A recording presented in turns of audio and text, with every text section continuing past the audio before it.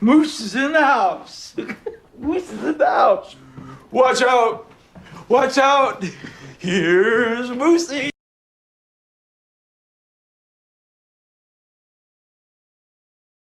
Hey all, how's it going? Welcome. Let me clean this up. You can see a little bit of stuff in the background. Un momento. Okay, monkey can stay.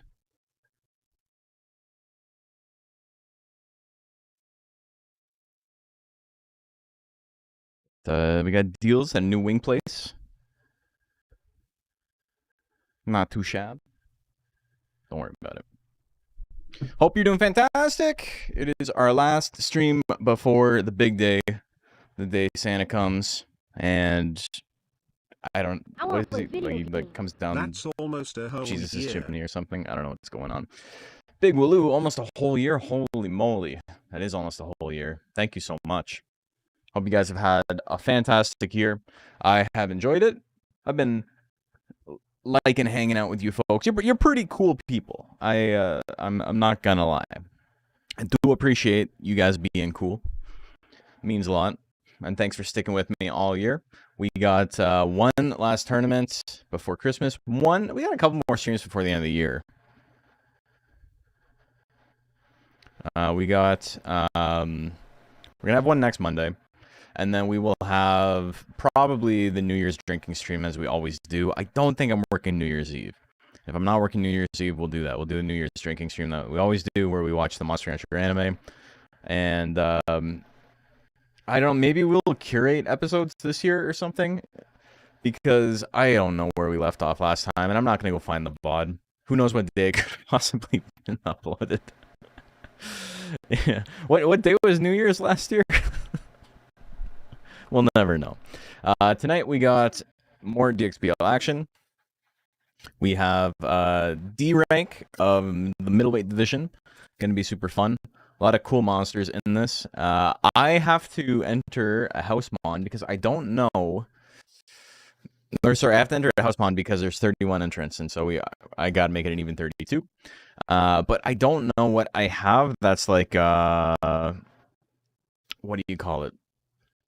I don't have a monster that's like really, I don't even want to say really bad. I think I could just enter like Dr. Baloney or something. He's probably like a 20-25 D rank level monster.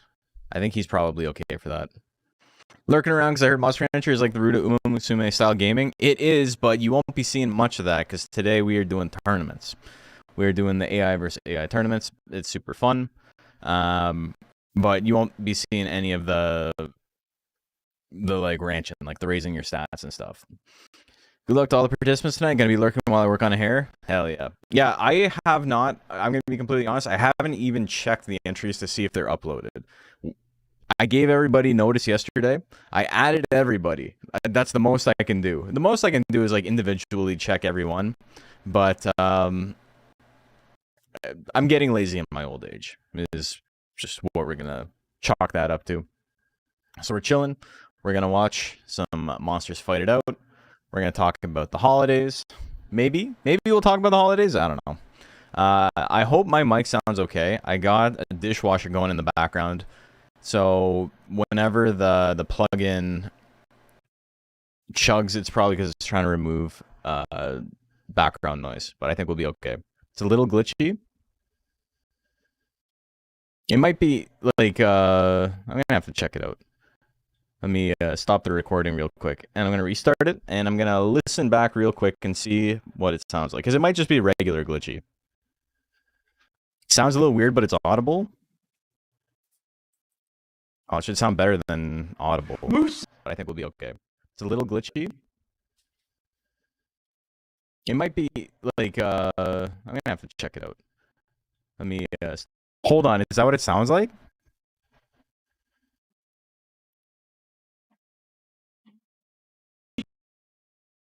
That's not what it's supposed to sound like.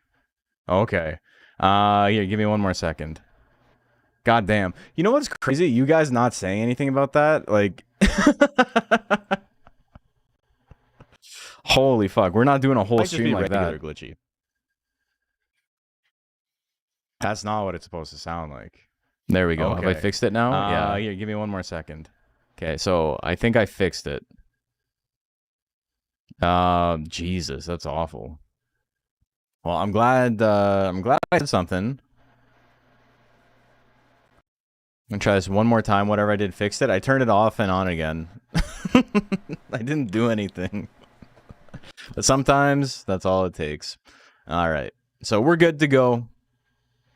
Bueno. The universal fixer. There's a reason they ask you to do it, folks. That's all I'm gonna say. Anyway. I'm drinking some tea that's way too hot, and we're going to get into some Monster Rancher. It's always funny. I always wonder, like, someone who's new to the stream is watching for the first time, and they're like, this dude's mic is cooked. Like, what the fuck is going on here? Oh, my God. Dude, I was watching a Summoning Salt video today, and it wasn't like an old one. It was from, like, 6 months ago or something. And his mic sounded so awful. And I watched the whole thing.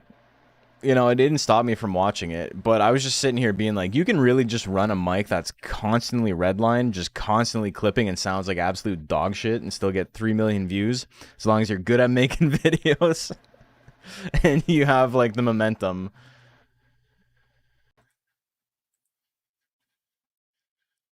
Oh, I still have Premiere open. Let me close that. That's probably eating up a lot of juice. But yeah, the mic was like actually horrid.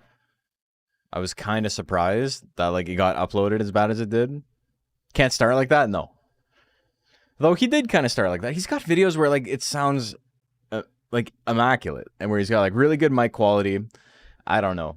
I think, is he just like freeballing the settings? He has like no he has no presets saved. That's what it sounds like to me.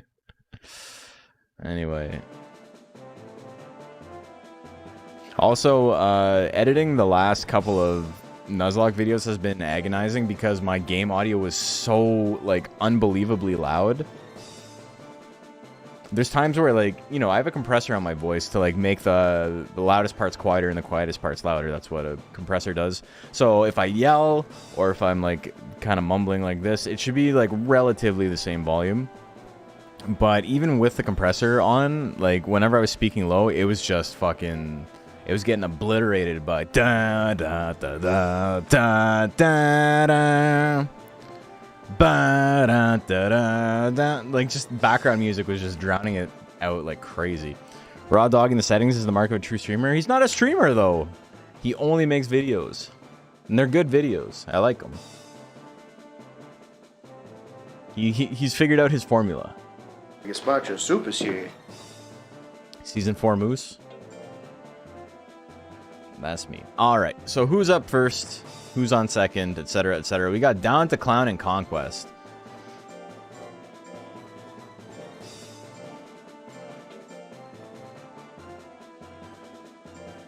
Again, like I said, I haven't checked to see if they're all uploaded. We will be giving out what do you call it? We will be giving out DQs this week if somebody didn't get it done. Did stream a lot of Punch-Out as well? Oh, maybe. Are we experiencing a server crash again? It's been many moons since we've had a server crash, but...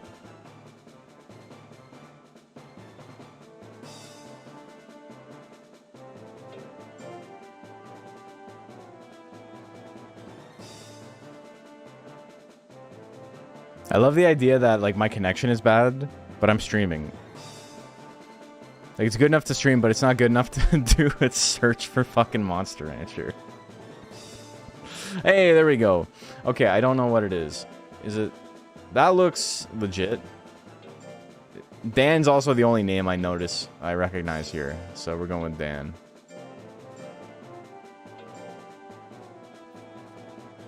Alright. Let's get some predictions running. It's been a while since we've done them. Here we go. Time to bet. Bets are probably going to take longer than the actual matches in middleweight. And again, for the uninitiated, anybody who's new, the way this works is this is the middleweight format of Monster Rancher. You have 2,997 points to put into your monster. You can allocate them however you want. Any stats with 100 or less don't count towards the cap because it's effectively 0. And it's hard to lower stats in this game. So that just gives people a little bit of a buffer to make things easier. This is a pretty standard tank build. You're not going to be dodging anything, and you're just going to be using that huge life stat to sponge attacks. Sponge is better. Life is better for sponging attacks than defenses. Life does more damage mitigation than defense does. So if you can only invest in one, people almost unilaterally invest in life instead of defense. And that's what we're seeing here. Not every build is going to be like this, but you will see this pretty commonly if a monster wants to run a tank in this format. Death Smash. A little bit of damage, a little bit of withering. There's the anger, though. Stab throw looking nice. Rear leg kick, a little chunk of damage. His weakest attack by far is stab throw. Will kill on a crit. Doesn't need a crit. What am I talking about? I've never played this game before in my life.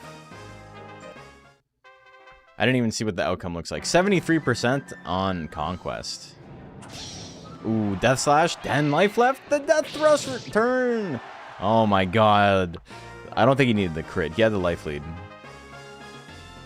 Or not life lead. He had a guts lead there. But like barely though, right? Because like Death Slash withers a lot. Alright. He takes it.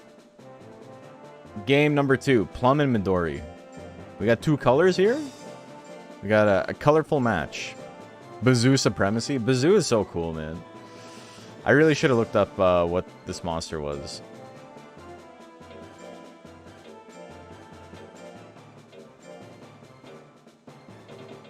It's a golem, right? Yeah. Just make sure. Yeah, it's Marble Golem. Yes.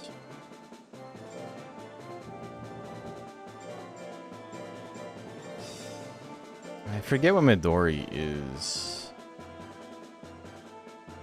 Is it the gel? Yeah, it's the Chlorogel, right? Yes. Okay. So very different than last match. We got 2 Speedy Mons.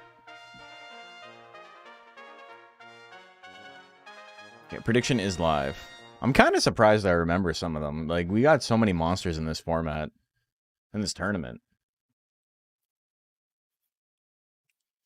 You can still sign up for the DXBL. Hold on. If we do DXBL... Is this the old one or the new one? Oh, okay, don't worry. It goes to a challenge link. Join the Discord. There's links in the Discord. I'm not going to set up the bot right now. Golems love to spin in middleweight. They do. But people think the gel's got it. No love for Plum. Gatling Gun. Honestly, good opener. Really accurate move. Brow hit's going to miss. Misses again. Stab. Midori's yellow attacks, the power attacks, are not going to do much damage if they land. It's not built to like actually land power hits. It's trying to use Ganon, it's trying to use Beam Gun, it's trying to use that arsenal of attacks it's got in the back 2 rows. No one can land anything though, so first hit at this point is going to win. Beam Gun 37%, it lands 300 damage as the clock runs out. Midori is going to take it. Game number 2, here we go. Gatling Gun, big miss once again. Once again, the punch is going to miss. 38%. Good chunk of damage there. Gives him power. He's got double damage now. He doesn't get to use it. He gets hit by 2 30s in a row. He gets the grit, though. He's still in it. The beam gun misses. Goes for it again. Misses again. Accuracy super low here. Plum's in a great spot. Gatling Gun misses again. I don't know if Midori is going to be able to build the guts to attack again in a big way. The kick lands at 30. 3 moves at 30%. Turns him into a boob with the little nipple sticking out the top. Game number 3, here we go. Cyclone, okay. The strongest move in the game and one of the most inaccurate. It lands, but he grits. He's back with 1 life. Gatling Gun is gonna land, and he's gonna take him out. First Gatling hit of the game. He survives the Cyclone to make it happen. Next up, we got Verdi and Borpitorber.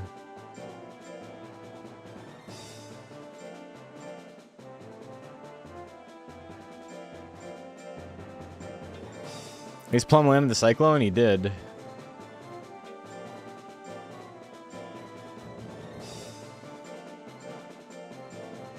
Okay, I spelled that super wrong.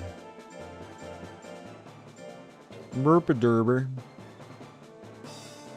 Did I spell it right?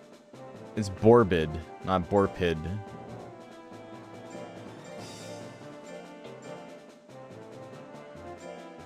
Borbid Torpor. Alright, so we got a bug fight, and they're both speedy mans.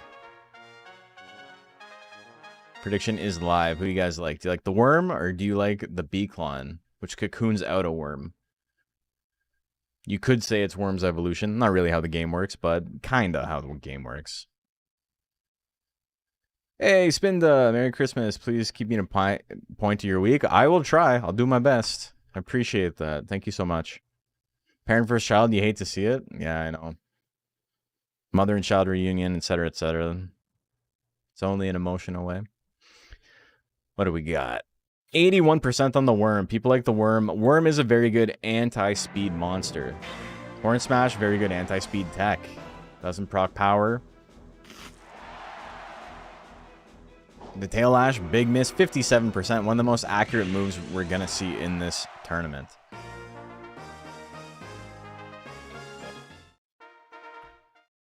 Borpitorber with the big win there. Tusk Slash.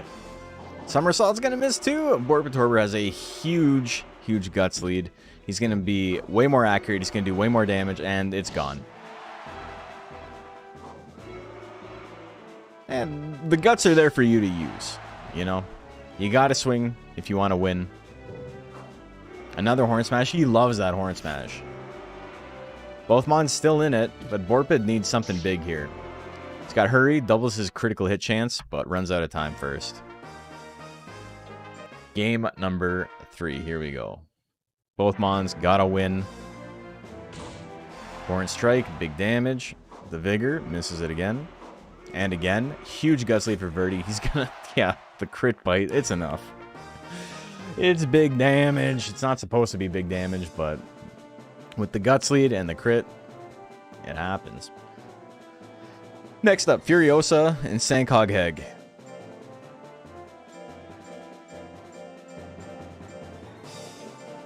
It's Furiosa.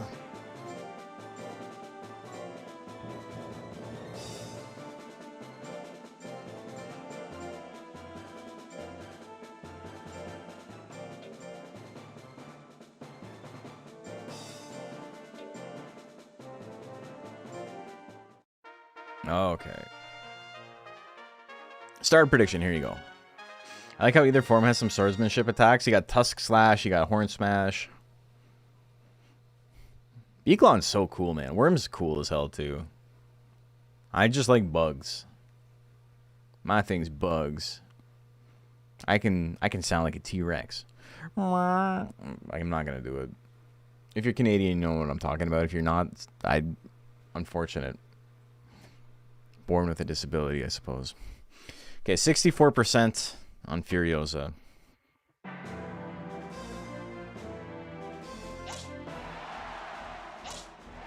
Shout out to IHOP, by the way.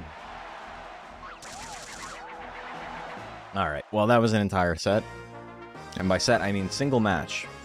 Because words don't mean anything anymore. Game number 2, here we go. Bang, 37%, big ol' miss. The headbutt's gonna miss as well. Sank with a lot of, like, high accuracy stuff. Does Furiosa maybe have, like... I'm curious. Does it have, like, a negative form or something?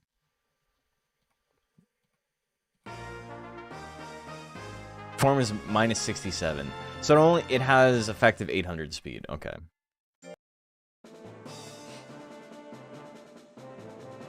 So Hogheg, pretty accurate mon in that situation. Shape of Lamer and Rosa up next.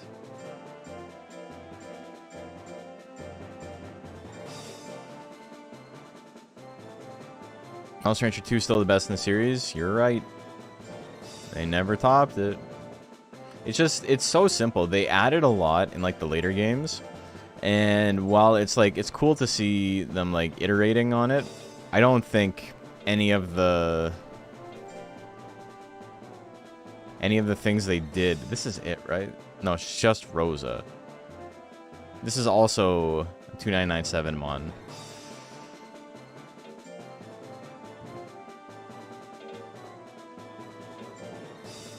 No. No. No, I don't remember what Rosa is. Makes it hard to remember. Not remembering does make it hard to remember. You ran into a Sonic Uma fanfic earlier. I hope you ran the opposite direction. Oh my god, that sounds terrifying. What the hell? Okay, I got to figure out who Rosa is. Uno momento.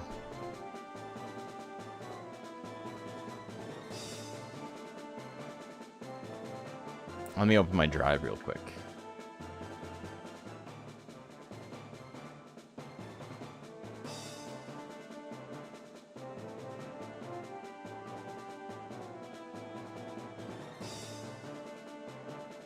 Rosa is Red Flamingos, which is Marina.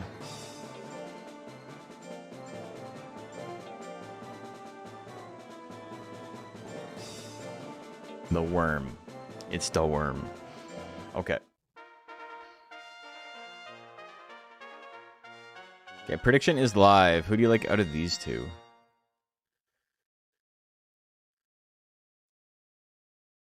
Ultra Kaiju Monster Rancher is different enough while still being Monster Rancher 2-ish with the bakery. Trapped in the Rosa zone for a good bit. Yeah. We can't get out.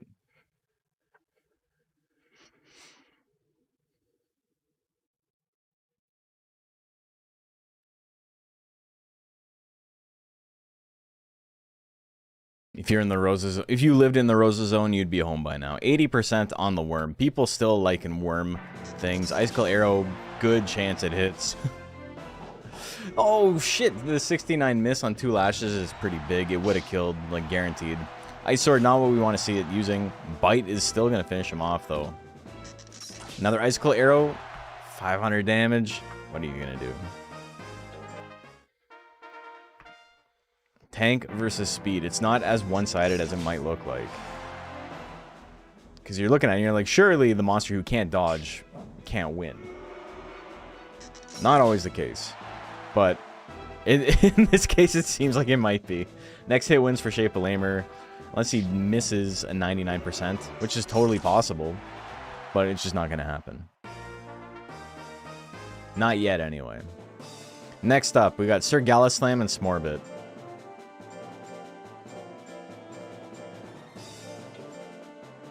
We got a dragon, and we got... Smorbit is, the wild hair, right?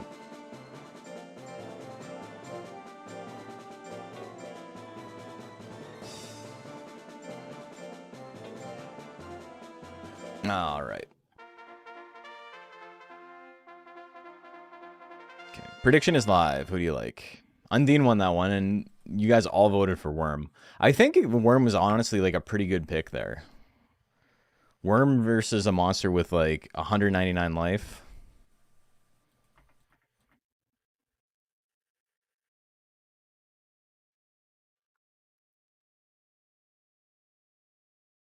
Just wasn't meant to be. Okay, another speed versus tank. What do we got? 59% on Sir Slam. Slamming down opener. Pretty good against a monster with the slow guts rate like hair. And no anger. So look at that. He's only got like a 20 guts lead after all of that. If the 199 life weren't an Undine, I'd bet on Worm too. Trampled to do 73 damage is pretty funny. Alright, game number 2. Here we go. Another slamming down opener. No anger once again. Smorbit. He can make something happen here. He only needs like one good hit. He's got the power. Bang will do it. But he grits. That's what you hate to see when you're fighting a speed monster. Because you're like, now I gotta hit him a second time? That wasn't part of the deal. What do we got? Hard straight, good option. Regular straight's his best option. Or 1-2 punch. But he's gonna land the hard straight. Gallus is crazy accurate. So, I guess I can go over this real quick. Stats here. Life is life. It's your life. It's your HP. Power is damage done by the attacks at the bottom that show up in yellow. Intelligence is damage done by the attacks that show up in green. Skill is your accuracy. Speed is your evasion stat. And then defense is, you know, damage mitigation. But he's got a shit ton of speed here, and he's got no speed here. So this is like a tank who just is like straight up not going to dodge anything. In theory, we see 99 misses all the time. But this guy can't really take a hit. So he's relying on the speed, cranking down the accuracy on his opponent. And this guy's like, I'm just going to take the hit and then kill him in one shot. Both are completely valid. It's not like Smorbit's a bad build. Dragon is like a really strong tank killer monster, though. So it's kind of rough. He's been making a good go of it. We're going to game 3. Are we going to game 3 or did he kill him twice? That's it. No, that is game 3. The hair won twice. It's a bit scary against Bang, which it hits. Yeah, I got him twice. Bang is pretty accurate. It's just very, very expensive. Alright, Doug and Manly Oak up next. Doug. Enough of your bullshit. Doug. I always forget there's a guy with just like a fucked up name. Which one is Doug? What's the username for Doug?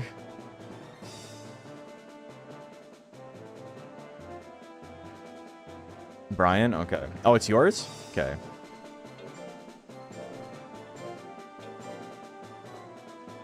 It's the Gontar, yeah.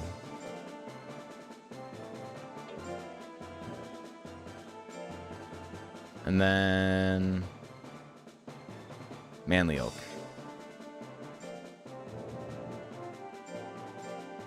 The fact you can't type this out is like embarrassing. Like the UI in this game in the remaster is so shitty. At the end of this, I'm going to show you guys the UI for if you want to like change your key bindings in this game. If you've never seen it before, or if you're only playing on Switch, because it's actually a nightmare. It's hard to describe how shitty it is. All right, predictions live. Who do you guys like? And it's not just like, oh, this is a bad menu. Like, no, you have not seen a UI, like an interface to change your controls this, like, horrendous.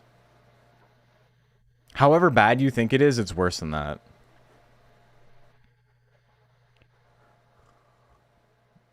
I've been talking about it a lot. Like, it's come up in conversation a couple of times lately, and I'm like, I gotta just show it at the end of the stream.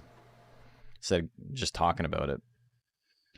Alright, what do we got? 88% on Doug. People like the little, well, the big-ass dog. Diving press opener doesn't kill. Gives him power. Tongue slap. That would have done like 1,000 damage. The double diving press. Oh my god, dude. Manly Oak gonna smoosh him. Game number 2. He tries diving press of his own. It did not work out. He's in a lot of trouble now. He's still in it. He's got power. He doesn't dodge. No grit. Manly Oak comes out of it unscathed. That's that. He tried. He saw his opponent do it. It's like, I can do that. And then it did not work out. Hot Chick Heaven and Guac up next. Hot Chick Heaven, about roughly the size of a normal human mother.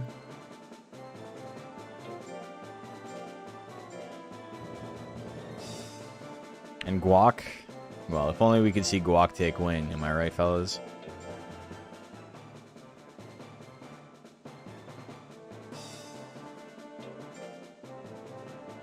Is that it? It's that one, right? It's not this.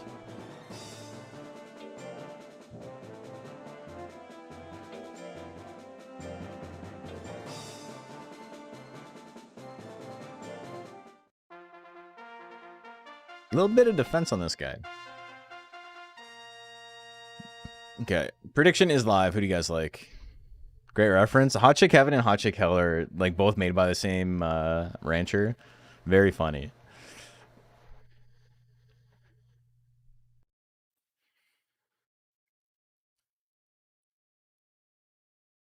He dog walked him? Oh my god. He did though. He did dog walk him. He did Doug Walker. Okay, who do we got in this matchup? 60-30 or 64-36. 60-30 is not 100%. People like in Hot Chick Heaven. Guac with just the basics. He lives it. He's got the anger. He's chilling. Look at that guts regen on him. Goes for suffocation and misses. 2 whips is probably the play. Double suffocation miss. Pat. Doesn't do any damage. Gives Guac a good chance to get back into this. He's got ease. Alright, so E is going to lower her cost of attacks, but doubled incoming damage. Giga Flame 89%. He dodges it. He dodges the 89. He's still in it. 6 seconds left. The Bolt is going to finish him off, though. She's emoting on him. Kind of, yeah. Guac had a shot. If I had a Guac. Ba-da-ba-ba-da-ba-ba. But he didn't. I don't know. I don't know what the rest of that reference would be. If I blow my top, if I blow my guac, I don't know. Give me all your guac. Guac and hugs and kisses too. Hot Chick Heaven gonna take that one 2-0. TV's Columbo versus Baron. And just one more thing. I've never seen like a whole episode of Columbo. I've seen like half of one episode.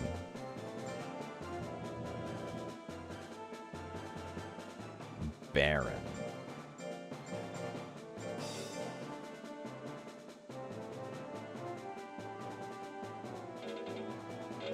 I forget who this is. It's been a while since I can. Kev. Hold my head up. It's been a while. Seen like a few episodes of Columbo. New Year's resolution is raise a comp monster in 2026. Hell yeah. Alright, 2 cool monsters. 2 bad neighbors. Prediction is live. Who do you guys like?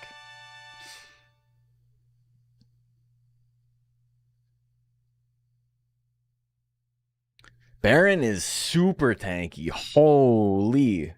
Invested in life and defense. He's got the jackpot skill. So he's kind of inaccurate, and he's not going to do any real damage. But TV's Columbo has such low life that the 550 power might be usable. Gonna do it's gonna be a challenge for him to get the KO even on 400 life. But let's see what happens. TV's Columbo only has basic techs, so not a super good tank killer, but very accurate, really cheap. He can just spam shit over and over again. We're gonna see it. Just punch him in the balls like 40 times. That's the way to do it. Money for nothing and your chicks for free, baby. Let's go to game number 2. TV's Colombo. And just one more thing. Punch right in the balls. That'd be sick. I'd watch more episodes of Colombo if that shit happened.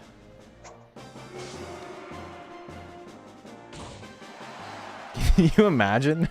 He just like turns around. Just one more thing. POV, you're a ball sack.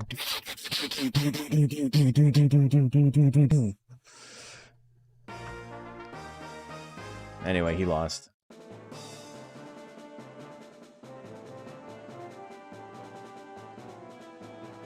Cool Runnings and El Snell Erico up next.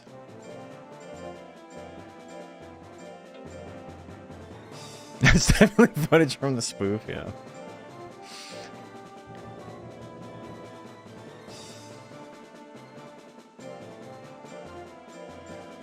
I'm sorry, I'm terrible with the details. I'm a ball sack. That's a good joke name for Mo. He would never catch on. I'm looking for a Mrs. Ballsack. Do you think he'd catch on? I don't think so. Prediction is live. Hey Moose, I have a question. Okay. Hit me.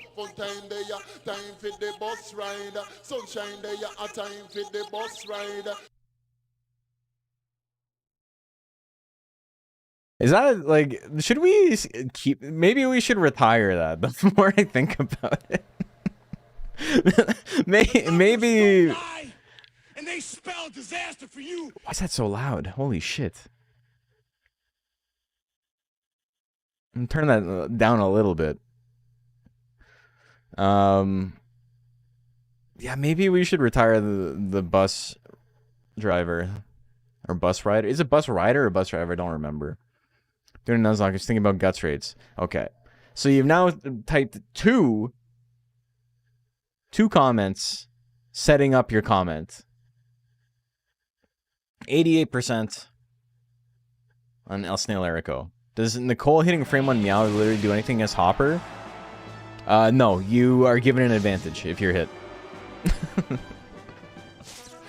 Your guts rate is so much faster than Nicole's. If she hits you with the meow, then you have a lead. Lifesteal against a tank is crazy, man. Game number 2.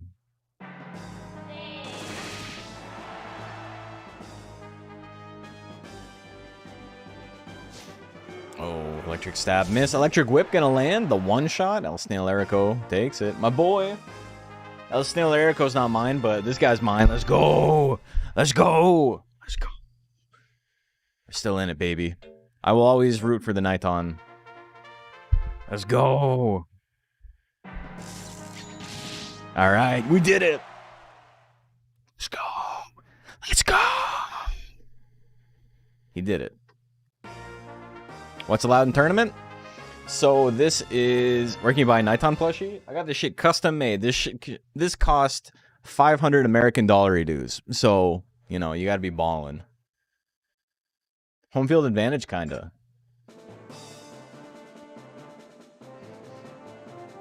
Rich boy, I'm broke as shit right now. It's Christmas, but Target, yeah, you can get it, or you can get it at Target. It's one or the other. Actively trying in your Nuzlocke. It's a question I just suck at asking. It's okay. It's not a problem. Don't worry about it. But yeah, that's the thing that like we've talked about is that Nicole and Mew in general, Meow is like such an insane move. Because it might be one of the worst moves in the game when the AI is controlling it. Because why would you ever use it on round open? Like, you're just giving your opponent an advantage. But it's very good once you have a lead. Spending 30 guts to wither 30 guts at plus 15 hit is pretty fucked up. Like, among the better uses of your guts. Jet Jaguar and Bahamut Zero up next.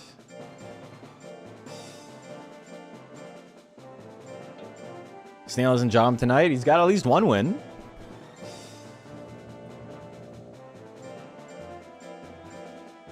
So I'll go over the rules.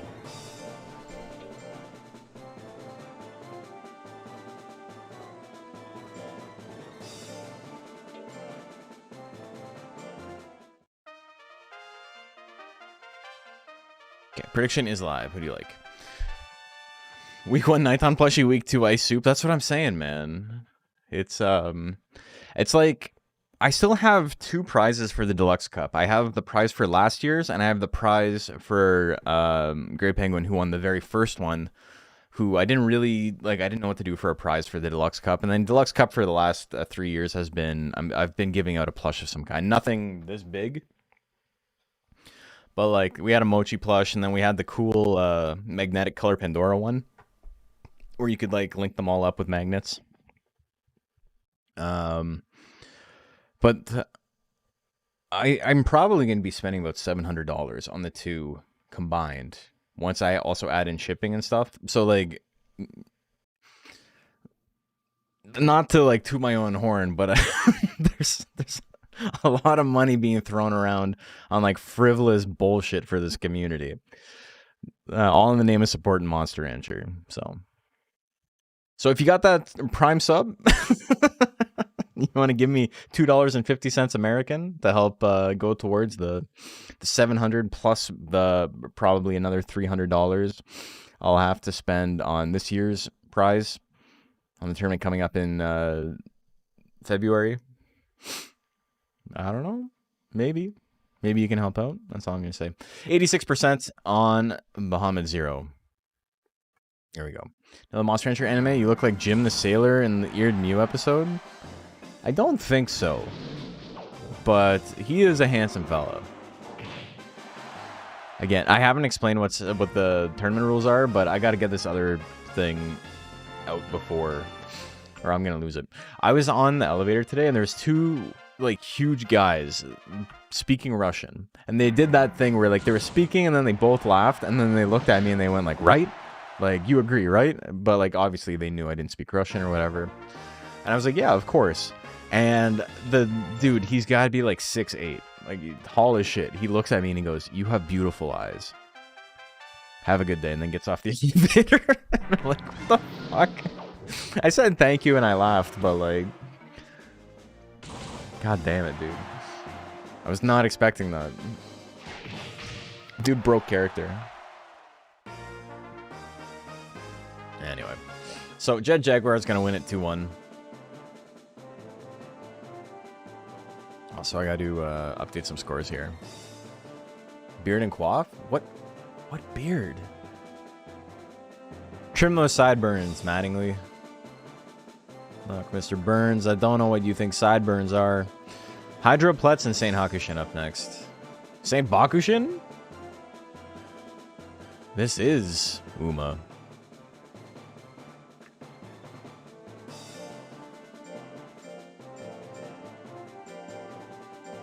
So, said trim those sideburns. Dude, the visual gag of what he looks like with like the strips like completely like shaved off his head. So good.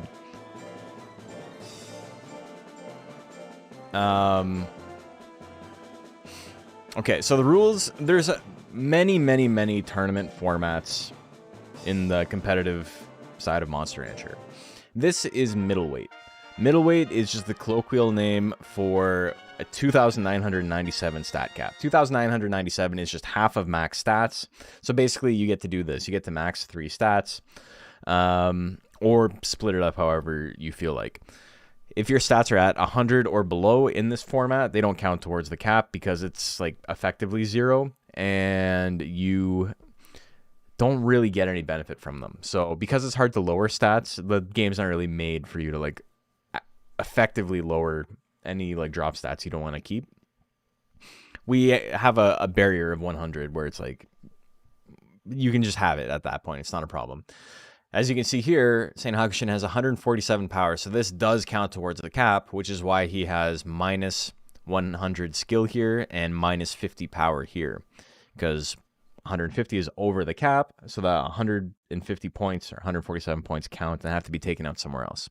So that's why these maybe look different if you're uninitiated. Hopefully that explains it. There's tons of other formats. There's formats where power and intelligence, like you can invest in both of them equally, and like one of them doesn't count towards the cap, so you can run mixed attacker builds. There's other formats where it's like certain stats have to be at like certain levels. There's lots of different formats, and I ran one once where it's like you could only have intelligence techs, or sorry, you could only invest in intelligence. You couldn't invest in power, but every power tech you had gave you extra stats to put into, like, it increased your cap, so you could just like gamble on having a bunch of unusable shitty techs, basically like attacks, like attack moves on a special attacker that your monster is like more likely to use, but you're given more stats, so you can be more defensive, you can dodge easier. Yeah, smart bet. So there's just like lots of like people make fun gimmick tournaments like that all the time. Lots of fun stuff. And then we have it hasn't come up yet, but there is a mod that people have been working on where we're adding more subbreeds to the game, because not every monster can mix with every other monster in the game, right? Like that's a big format or a big component of this game. If you're new, you don't really know anything about it. In theory, every monster should be able to crossbreed with every other monster. That's how Monster Rancher 1 worked. And then Monster Rancher 2 added so many new breeds that like they had to limit it. But we're slowly adding more and more. And so we've added, I think at this point, like 280 new monsters to the game. And the Deluxe Cup this year, which is the biggest annual, like, the biggest annual tournament for Monster Rancher 2, is going to be using that mod where you can use new monsters. And then the stat cap is going to be different than something we've seen in quite a while. So everyone's going to have to make new stuff for it. Going to be super fun. Spinda, thank you for the $2. Very kind of you.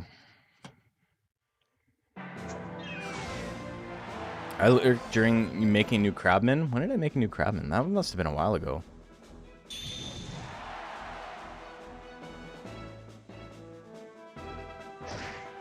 Yes, the stat cap is not new in the sense that it's never been run before, but it's new in the sense that I don't think it's been run since DX has come out.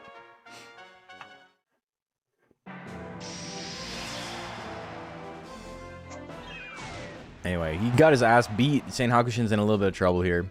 He's got no guts to counterattack with. T-Bolt not going to do nearly enough damage. John Whip going to take it.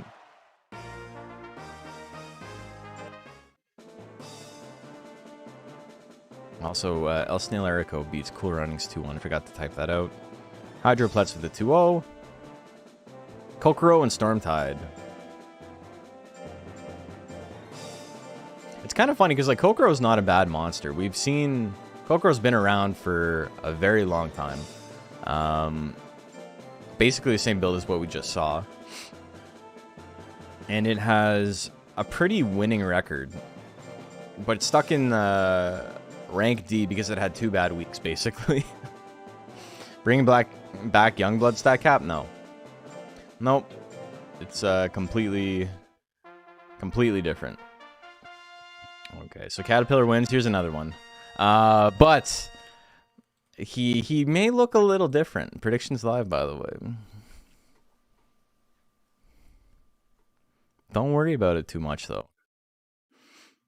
This is a much less cute Caterpillar. He's supposed to look like this. This is what he's supposed to look like, but I may have reskinned him. His stats and stuff are all the same. Going back to 3,800 stat cap. What is his skin? You'll see in a second. Maybe let me slow it down a little bit so you can really take it all in.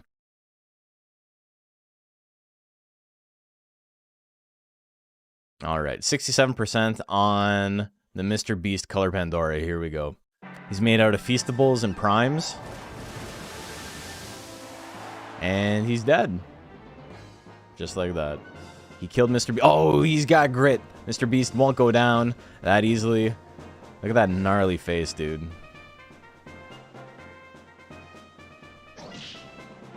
Let's get on with the tail swing.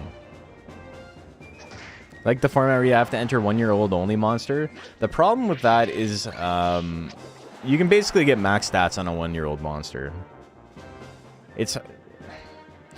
That's a format that's like, it requires a lot of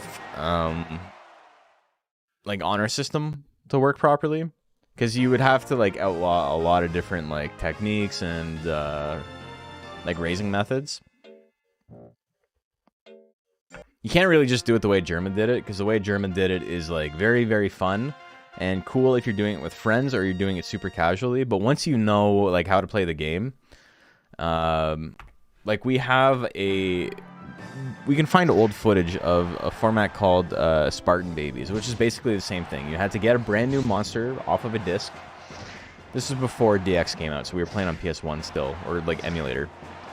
And you had to find a physical disc though, and then like upload like a screenshot or like take a picture of your TV or whatever. And then you would raise that monster for 1 year, and you couldn't use any drugs. So the monsters that you saw in Germa's tournament were 2 years old, and they were allowed to use drugs for training, like the steroids and shit. I think some of the monsters that were made in the 1 year format with no drug usage would beat most of the monsters in the 2 years with the drug usage.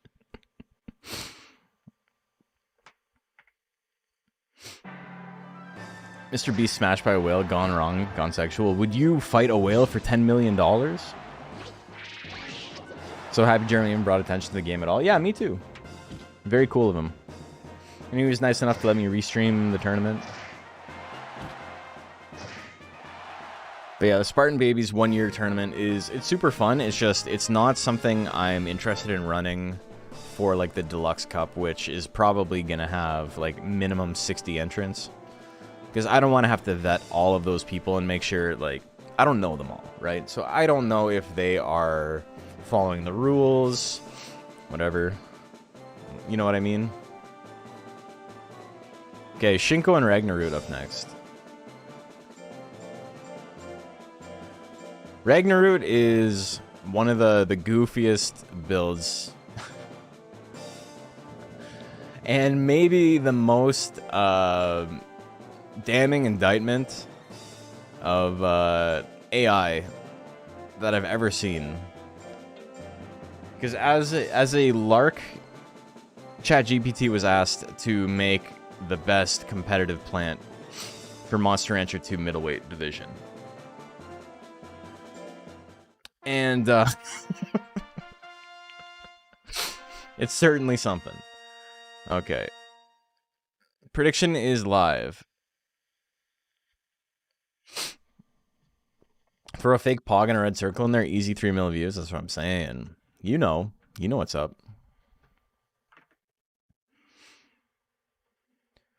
Theoretically, not actually a super, super bad matchup for him.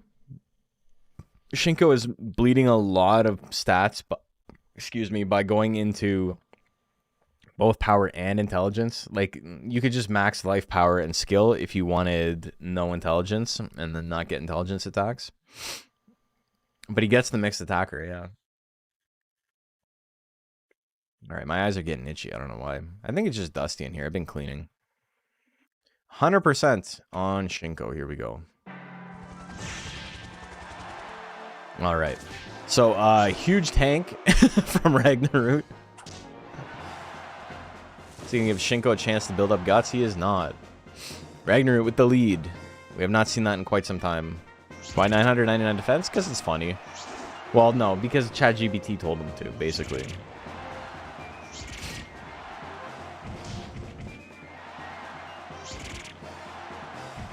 The double gel cube? He almost made it. Guess for maximum rules? I don't think there's like any logic behind it. Good to have the mixed attackers face each other. I mean, Ragnarud isn't a mixed attacker. He's just there. The schlap. The jab.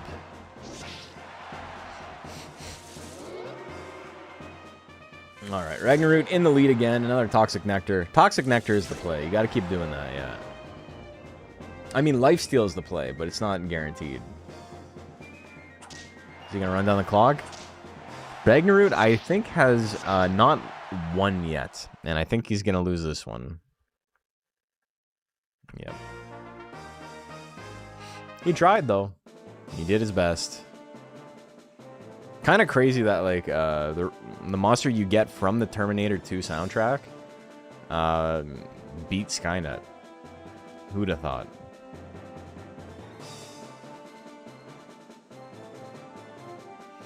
All right, Broomstick and Gandalf Field.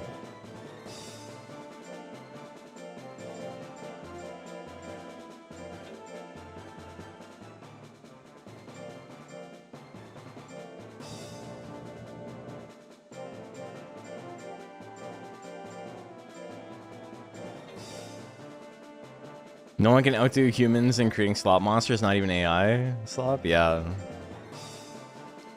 Oh yeah, that's right. One of these days I'll reset my ROM to have all the original mons and not the ones that I made, but prediction is live. So we got another skin swap on this. This is a Jill Kato that I have reskinned to be Jill Hopper. Loser Stays On was fun. Yeah, that was fun too. It'd be really interesting to see what ChatGPT would say about that. And by interesting, I mean I don't like actually care.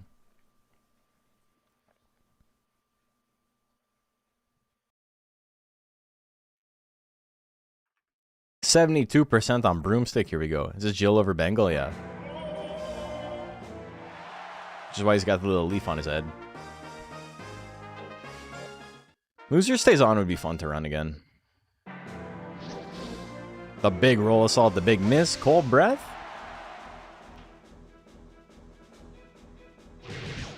One, two straight, not going to do nearly enough damage. Tail combo, miss on the 50-50. Another cold breath, hits him with the laser. I'm a fire in my laser, and he hits him with it.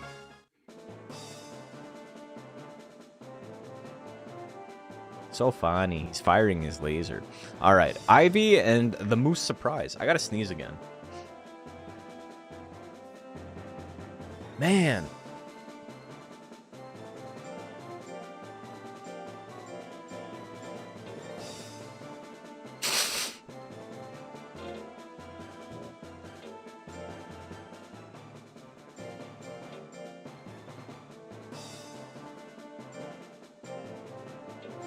Who do I have here? Who do I have?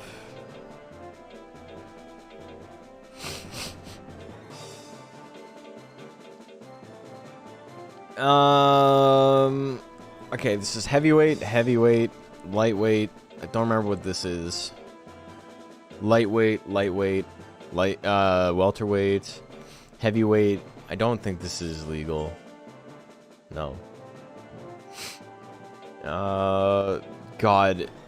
Geist? Geist is heavyweight. Uncle Cracker, Nick Ribcage, Power Man. Do I really only have... I don't want to run Power Man 2997. That's unfair. Whatever, we're doing it. So this is like one of the theoretical best competitive mons, and it is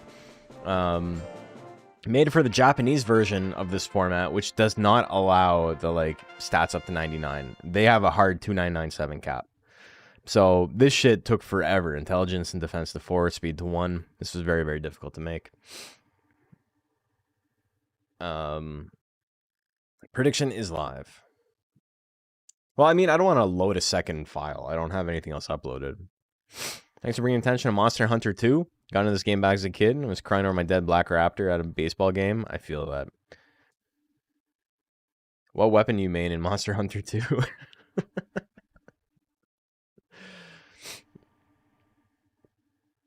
We're playing some Monster Rancher 2, by the way, though. Just so you guys know. 88% on my boy Power Man 2997. Monster Hunter, Monster Rancher. This is what it's like when worlds collide. Here we go. He's got anger. Look at that guts regen. The stabs. All right. This monster loses to Cyclone Golem really, really hard.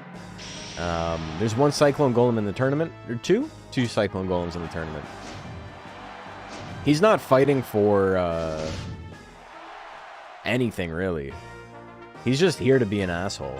This is just a house monster. He's not part of the tournament. Alright. The Moose Surprise takes it.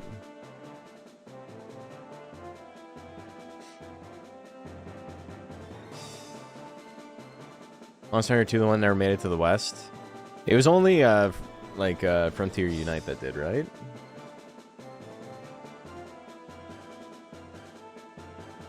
Verdi and Conquest up next. I started playing with Try. I never had a PSP.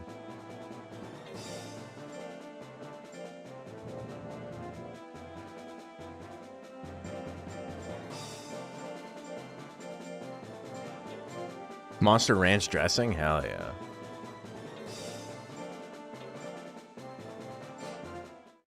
What time's it? 10 o'clock? Yeah, alright. We're doing okay. Let's do predictions for the whole thing.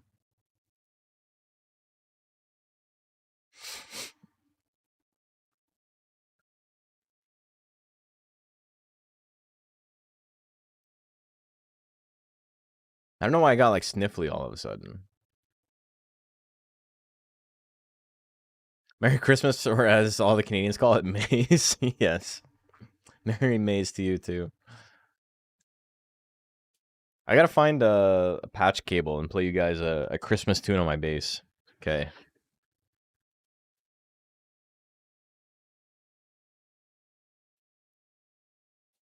Where's the other end of this go?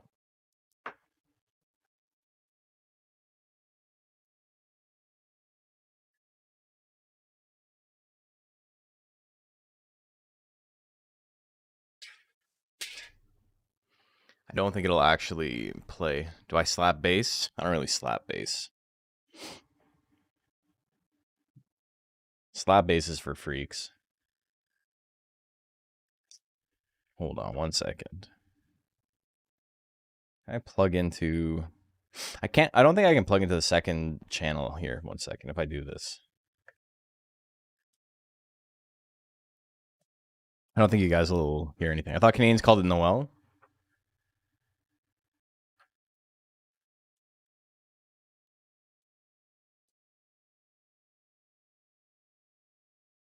Instantly adds 30% more funk? Yeah, and like 80% more suck.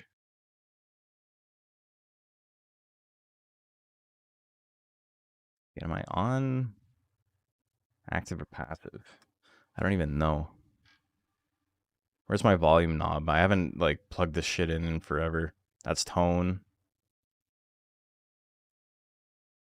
Got everything cranked. That's pickups.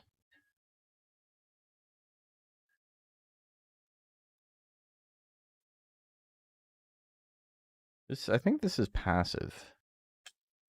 This is active. You know what? Neither of these is coming through.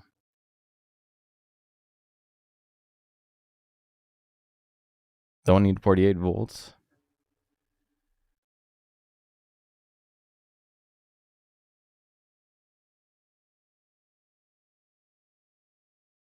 No, it's not coming through.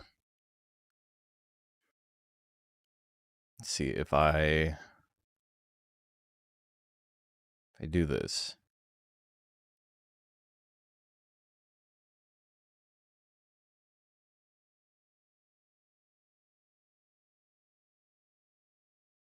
So that's coming through on my... It's coming through on the channel. I don't know why I decided to do this. I thought it would be funny.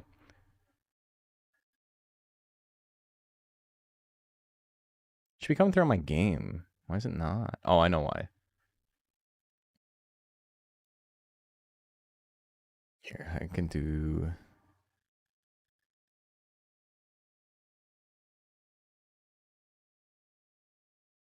No, it doesn't want to do it at all. And now my...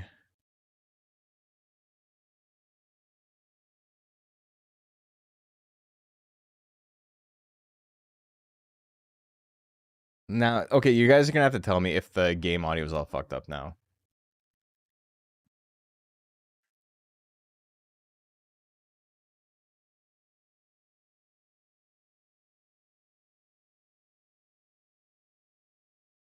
Okay, I think it should be okay. I should be able to hear if it's messed up. Yeah, it sounds okay. Well, I mean, I know how to fix it, but it involves me plugging it in, like unplugging my microphone to make it happen. Just like ruining the vibes, bringing everything down to do a goofy bit. Anyway. Conquest wins game 1. I still got my my base loaded and ready to go. We're gonna try and figure it out.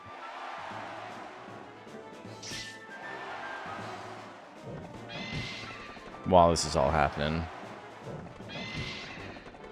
He keeps hitting them. Conquest with a 2-0. It was a 2-0. I said no, game. Give up. Give up now. Give up yourself. Now. Now. Okay, he takes it. Next up, Shape of Lamer and Midori.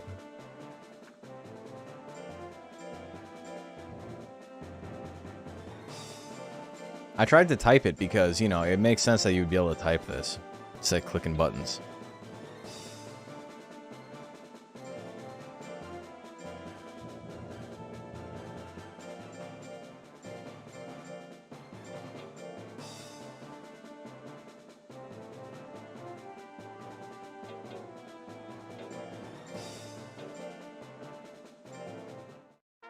Okay, start prediction. And while the prediction is going, I'm gonna try and figure this out one more time. So if I do this.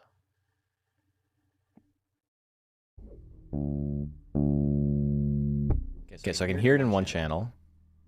1, 2. Yeah, I can also hear my voice, which doesn't matter to me. Hey, Temelot, thank you. Okay, so you can hear it in the mic. My mic is now...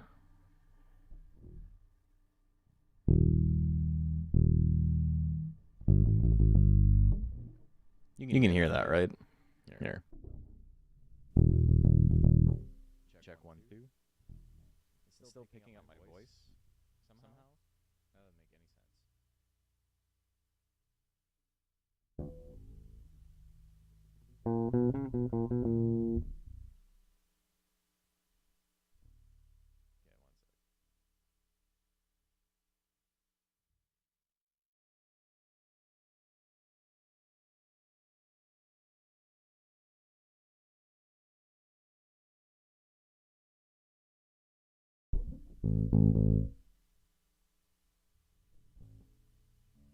Yeah, my voice is silent now, but now it should be fixed.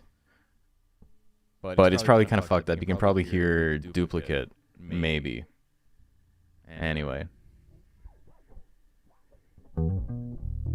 I have like a delay coming out of my speakers, so it's super annoying. Anyway.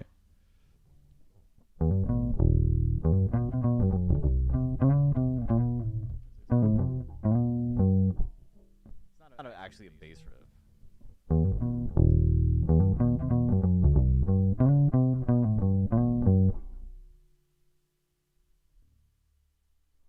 Anyway, we'll play the hits a little bit later. We're doing fine without it. Coheed? Not quite. Not quite Coheed. Also, my it should be back to normal. I put everything back to where it was. I know what Coheed song you're thinking of. But it's not. I don't know why it sounded like the fucking circus song when I said it right there. But what's that? Welcome Home. No, it was 98, 96 Quite Bitter Beans. It doesn't matter. We're just fucking around.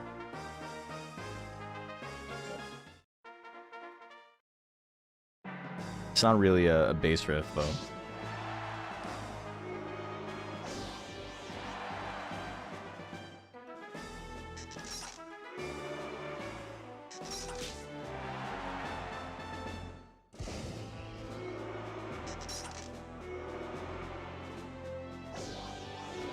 Plant gel, what kind? Yeah.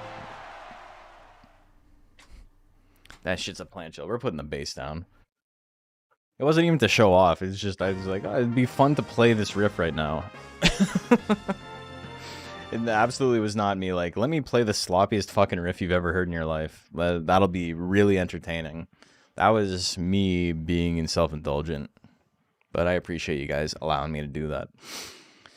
Alright, so I don't know what the score is. I'm not paying any attention. Is that just 1-0? We'll get back to the Monster Rancher. How did viewership go up during that? That's crazy. What the hell? You guys love someone fiddling with the bass. 1-1? No, not anymore. Thank you for letting me know, though.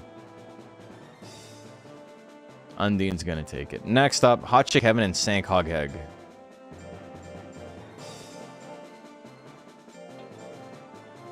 This is gonna be, we might end a little bit early tonight. Maybe not. We did start super late.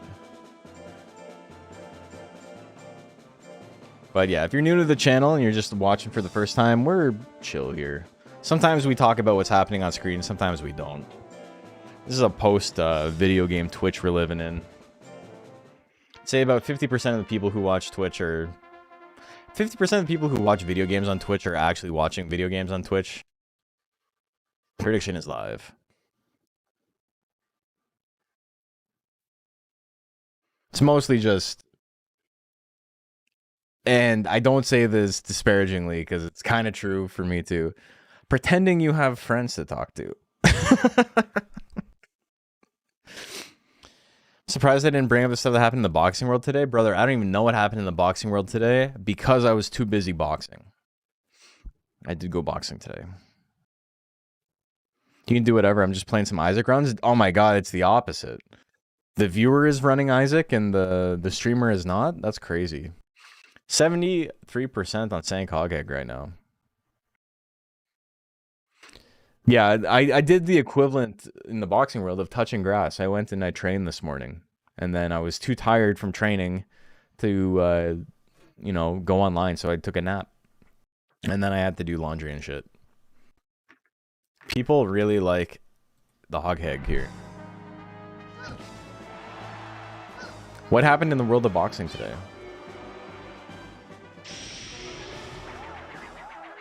We're not talking about like the Jake Paul AJ thing, right? 'Cause that was like 3 days ago.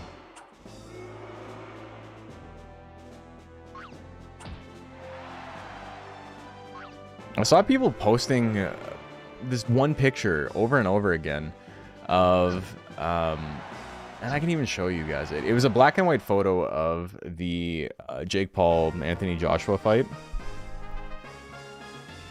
but it was AI generated, and it's like it's a picture of him getting his ass beat, but it's fucking fake. And I don't like, this is like the most insane use of AI to me. 100 million people watched him get his ass beat in real life, and you're like, I'm gonna make a fake picture of this. Like, what? Like, what the fuck? You gotta have something wrong with your brain. Like, it has to be like a mental deficiency, if nothing else. There's so many pictures of him getting his jaw smashed, and you're like, I need to make up a different one. Yeah, they made up a different one. They made up an AI photo of him getting hit with a punch, and like, you can tell who didn't like watch the fight because it's a punch he didn't actually get hit with throughout the whole fight, which is like, the first thing I clocked was like, he didn't get hit like that. How did they get this photo? And then it became very obvious that it was not real because the color of the gloves was wrong. Like, Anthony Joshua had white gloves, but in this photo he had red gloves. The color of his trunks were wrong. The color of Jake Paul's gloves were wrong. And then, most damning, Jake Paul was missing just like a shit ton of tattoos. Like, so it's super, super fake.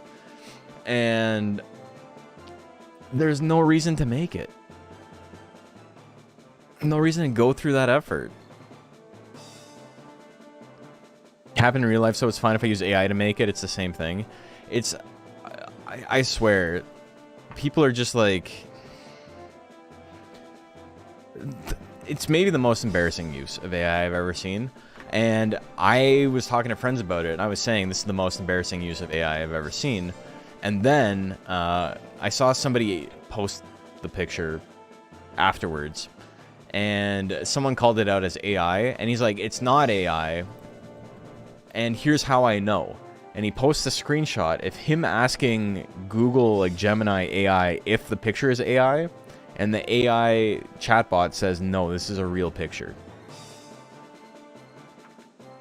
And I'm like, that's actually the most embarrassing use of AI I've ever seen. Because then the, no, this is a real picture, showed the fake picture side by side with another shot from the event. And like, they're wearing completely different clothes, and they're wearing like completely different gear. And he's like, see, look, the AI says it's real, so it's got to be real. And I'm just thinking to myself, like, you would fail like a 4-year-old spot the difference puzzle. Like,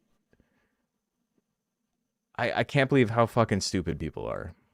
Prediction is live. I'm getting heated. I'm not even like a super like hyper anti-proponent of AI. Like, I don't like 90% of the things it's being used for.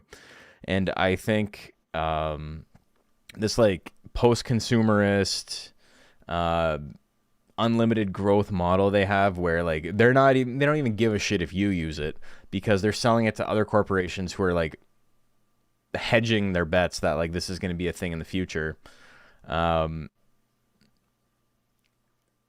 Like, obviously the whole system is like completely poisoned and garbage, but I think like there's probably decent uses for it. It's just, it's not being implemented in the mundane and unexciting ways.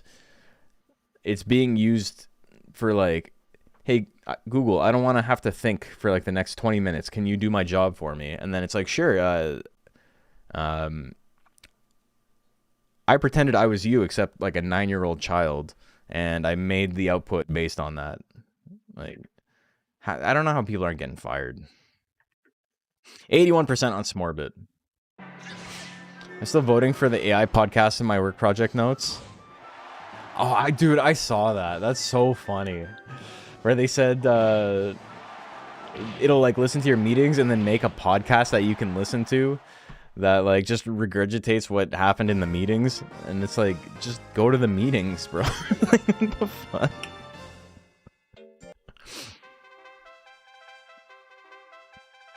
Remember like 3 or 4 years ago, I read about a college professor who asked chatbot if some students used AI throughout their essays, and it said yes, so he failed them.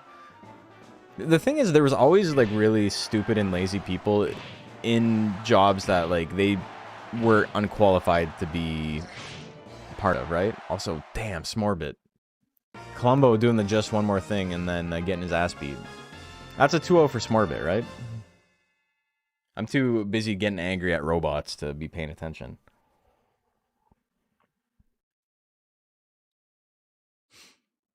But yeah, the Andrew Tate fight is also very funny. Because the dude, he got embarrassed by a guy who's like not even like a real boxer. Like, dude was in shape, but he was not like some pro. Too busy being mad at computers to watch too. That's fair. All right, I'm gonna roll one more. If the rabbit wins, then the rabbit won, and if he didn't, then I have to like shake my head, because I'll have to rewatch the stream and see what happened.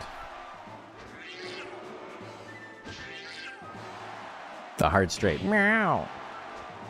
He misses the straight. Oh no, Smorbit, it's not looking good. Help me, Smorbit. You're my only hope. Oh my god, he misses the straight again. He's got enough guts. He just needs one. 1-2 punch might do it. Gas, definitely not going to do it. 99 guts on TV's Columbo, and he's going to get withered out. Oh, who wins this, though? It's very close. Smorbit wins it by 0.6%. All right, Smorbit, you saved me. I don't have to rewatch the stream. Jet Jaguar and Manly Oak up next.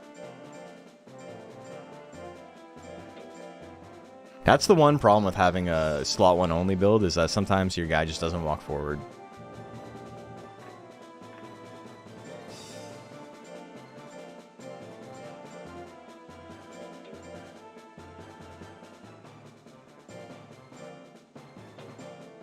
Look at that withering work for once. It literally didn't. He had 99 guts. What it did is it ran out the clock. That helped, for sure. Okay, prediction is live.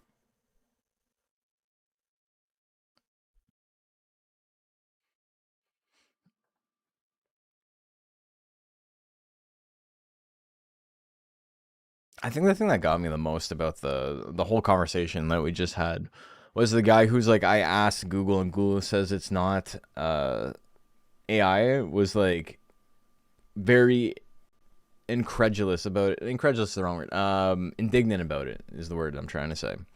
Where he's like, how dare you question me? Obviously it's real. And I asked the AI and the AI agrees with me. And it's like, what are you doing, man? You're wearing a fucking newsboy hat in your profile picture? Like, come on, have some self-respect. 50-50. Here we go. Rolling bomb. Bombs will roll. That's a song that's not allowed anymore. Manly Oak, gonna hit it. Here we go.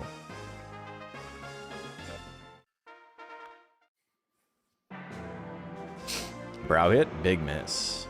Punch combo, big ol' miss as well. Slap, damn. Nobody's landing nothing. Maximal punch. Puts him down. We're going to game 3.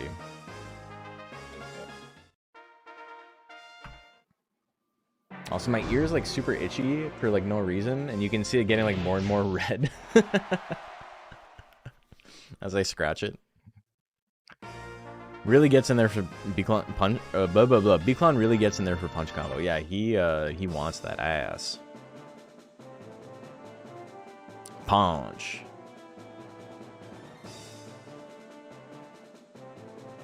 All right, Jet Jaguar with the 2-1 Hydroplex and El Snailerico.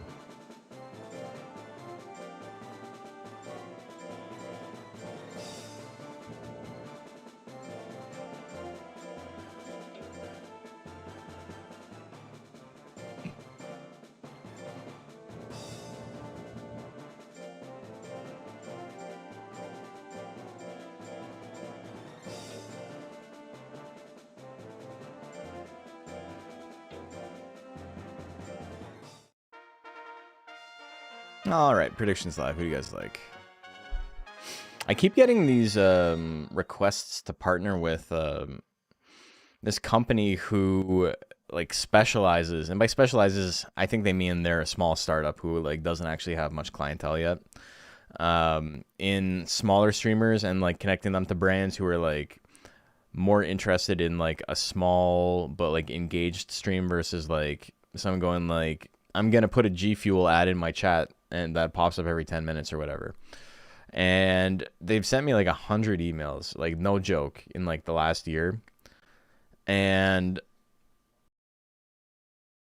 I think it wasn't until this month where they actually got my name right. I had them in the spam folder because it was just like, hi, like angle brackets streamer.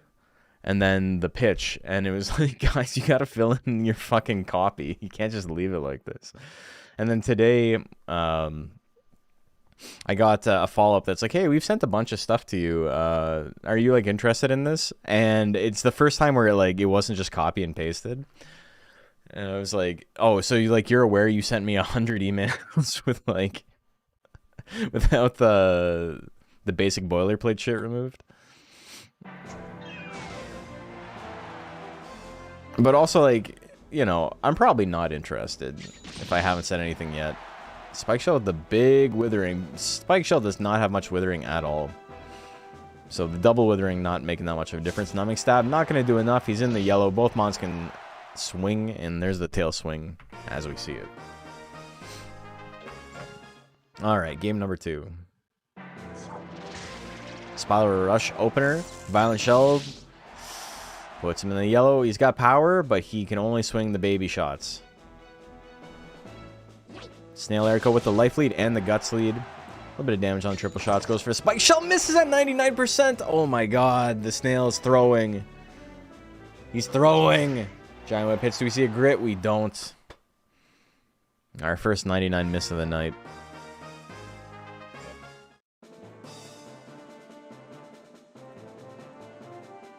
The bug wins.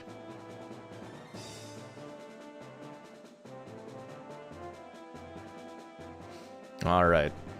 Kokoro versus Gandalf Field. Really, it's happening. I have both. I think this is the first time this has happened, where both monsters fighting are monsters I have reskinned. So this is going to be pretty cursed, and I apologize. Especially the Elfric.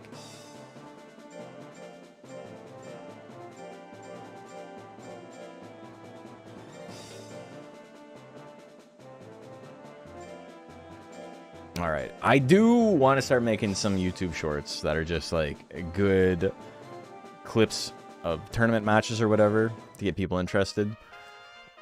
I don't think I can make it more interesting than Mr. Beast versus a raccoon, though. I think that's probably like peak. Prediction is live, by the way.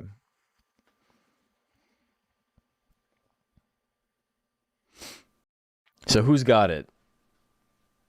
The trash panda or the trash food? Which one's more likely to have mold on it? The Feastables or the guy who lives in a garbage can? Are they still making Feastables? Were they like pulled for like having like 90% lead in them or whatever? Like they were more lead than cheese? I don't know.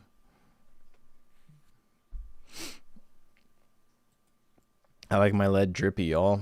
We got 55% on the raccoon. Here we go. I gave this raccoon $1 million to fight me to death. We fed a raccoon nothing but Feastables for 6 years. Let's see what happened.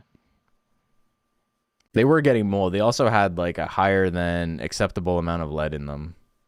Kids buy them at your job all the time? Damn. 1-2 straight. Mr. Beast is on the ropes. He's not. That move did no damage. Cold Breath gonna do a little chunk though. Mr. Beast hits him with the face attack. Huge chunk of damage out of the raccoon. 2 in a row. He...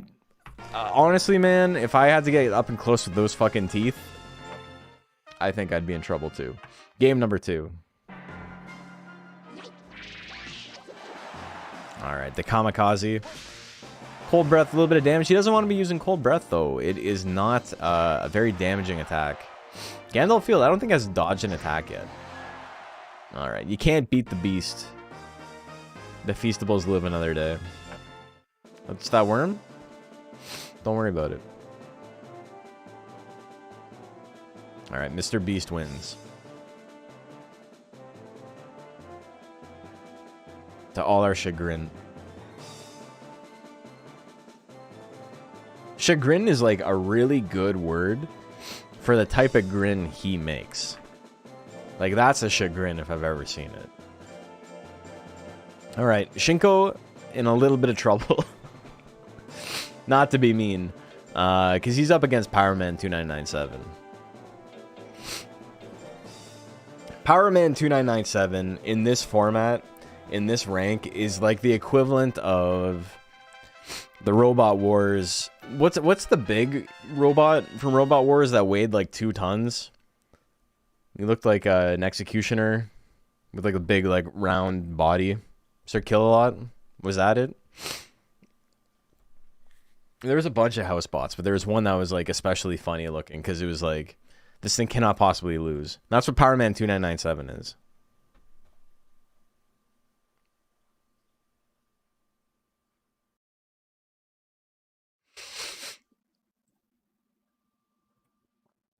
Man, I'm sorry I'm sniffly. You know what it is? I just thought about it. It's this freaking patch cord that I pulled out from under my desk that it's just so dusty.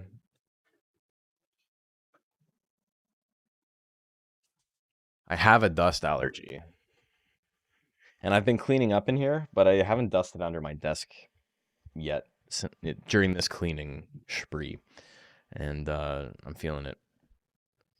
Had the same thought when you brought in the Naga at Sir Kill-A-Lot. It's not fair. 97%.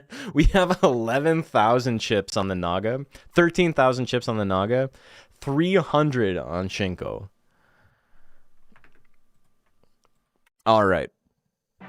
Shinko has the opportunity to do the funniest thing ever right now, but I don't know if he's going to do it. All right. Game 1 goes to the snake. Coming for those 300 chips? You want your portion of it, eh? Gelcopter again. A crit could almost kill. Powerman2997 saying, I'm going to use my weakest attack. And he still gets the 3-hit. I want there to be like stakes in this. There kind of was stakes in it. Imagine if he lost. We've seen upsets roughly that big before. Down to Clown and Borbatorper up next.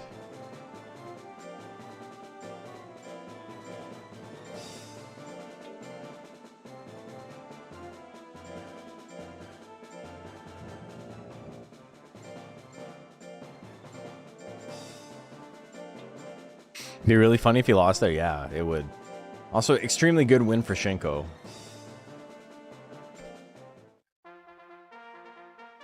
Okay, predictions live. Who do you guys like? Oh, I watched Once Upon a Time in Hollywood yesterday, and I'd never seen it before. And then, if you've seen it, the movie theater scene happens. Sharon Tate has her feet up, and I immediately remembered it as a Quentin Tarantino movie. That shit was nasty, dude. Her feet were dirty as hell. I don't think Sharon Tate was walking around looking like that, if I'm going to be real.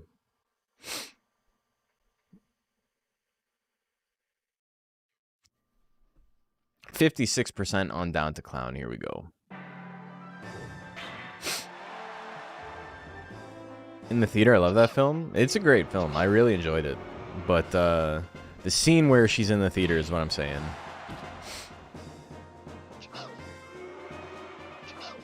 She got her feet up on the seat in front of her, and her feet are just dirty as fuck. They're gross. And I know Quentin's just like doing the Birdman hands as he's in the editing room. How could one forget? I know. But it like immediately, I had like a visceral reaction to it. I was like you got me. You got me, Quentin.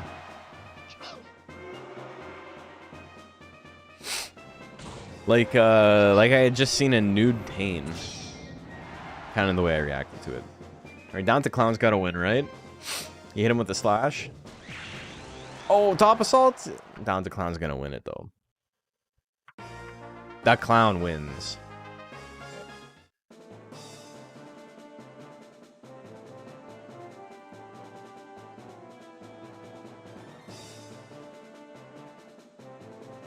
Plum and Rosa up next. Plum's got to fight all the color mons.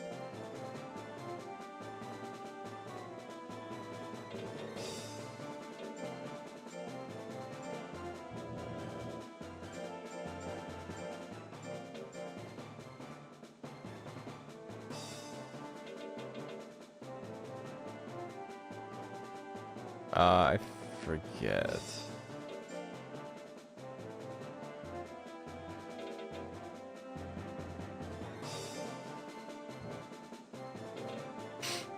Where is Patch? How's Patch been? Anyone talk to Patch lately? Okay, that goes to the Clown. Predictions live. Who do you guys like?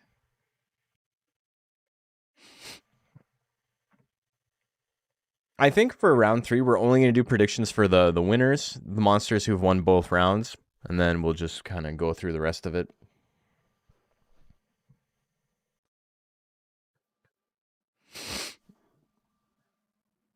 Oh, this has been fun, though. It's always fun when there's, like, new folks talking in chat. And you're just like, I don't know what the hell is happening. Like, how do you enter? All that fun stuff. All right, Plum with a pretty big lead in the bets right now.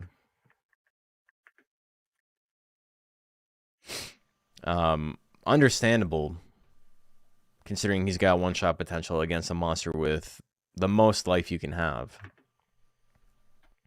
Here we go. 99% on Cyclone. Do you see grit? No grit. Hard to tank that move. Oh, he walks forward. Charge, not what Plum wants. Pinch throw, gonna miss. Big damage on brow hit. Rosa in a little bit of trouble. He's gonna get charged again. There's the grit. Rosa still in it. 39 guts lead. Only try and pinch throw, eh? Still has the guts lead. It finally hits one. Rosa still in it. Rosa still in it. Game number 3. Here we go. No Cyclone again. And the 2 lashes. It's not enough to kill, though. Charge gonna do a little bit of damage, a little bit of withering. They both got 30 guts. Another charge. Not gonna be enough. Rosa gets the anger. Better guts regen. Tail lash is the play. Goes for a bite, though. The bite's enough. Hits the Cyclone. Gets a KO round 2, but it wasn't enough. Rosa with a pretty big upset there. Rosa not a bad monster, just bad matchup. Furiosa and Guac up next.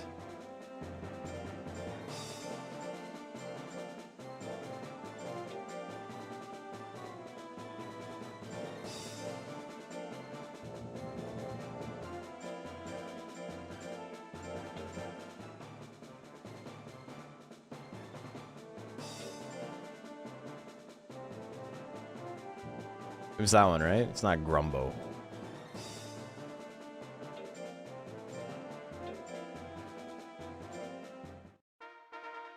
Okay, prediction is live. Who do you guys like? Do you like Guac? Do you like Furiosa?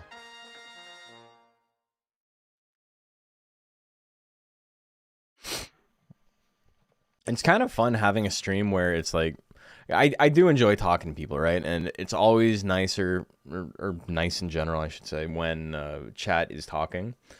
But it's kind of fun to like just have a stream where people are just watching.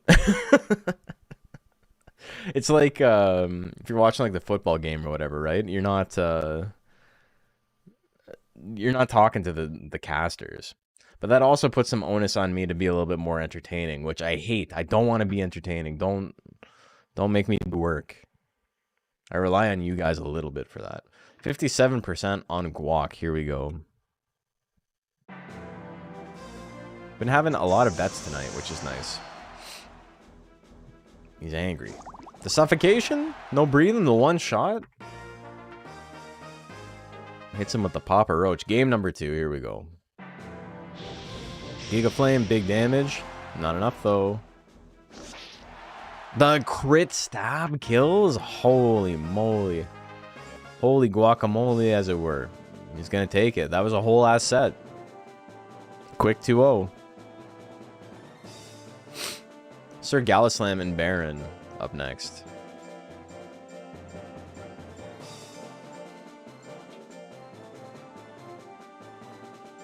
Reminds me of this time I was playing Tekken.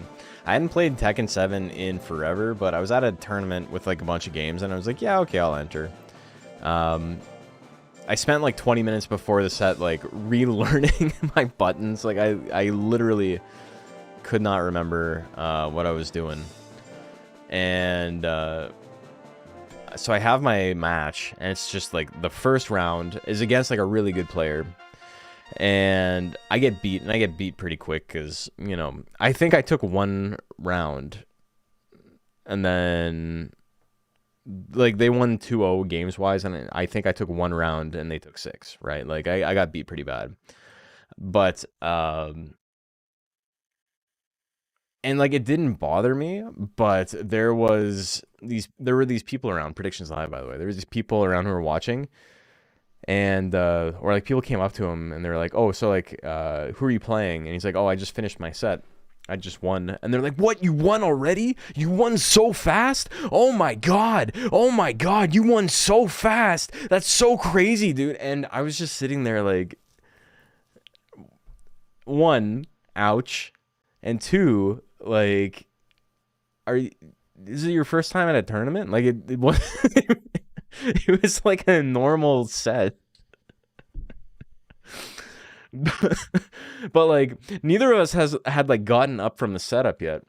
And it was just like, you must have smoked him. You must have beat his ass. Oh my God. And it just like from like the nerdiest like white kid you've ever seen in your life. And I was trying so hard not to break up. And, you know, it was a little bit embarrassing, but it was mostly like, what an insane reaction to round 1 at a tournament. Like, act like you've been here before, brother. Come on. 85% on Sir Gallislam. Sure. Of course, I'm not insulted at all. None of my reaction and like thinking he was being embarrassing has anything to do with me getting my ass beat very quickly. But Tekken's a super fast game. Like if you get on a roll, it's over like immediately. Also, Baron gonna have a real hard time in this. Hopefully the loser of that was fine with all that. I was the loser of that. I got my ass beat. Brother wasn't listening to the story.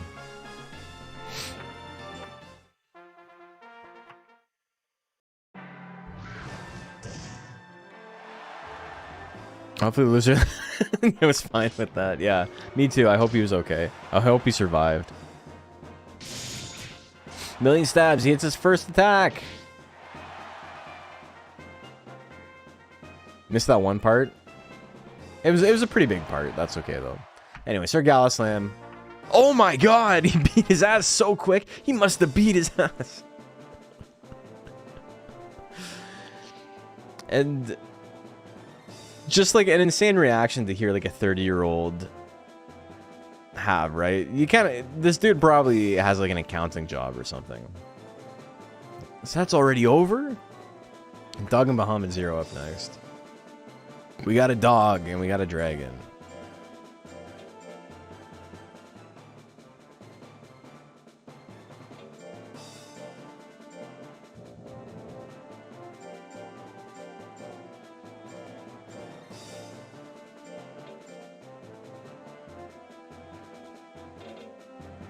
Helps if I type the dash.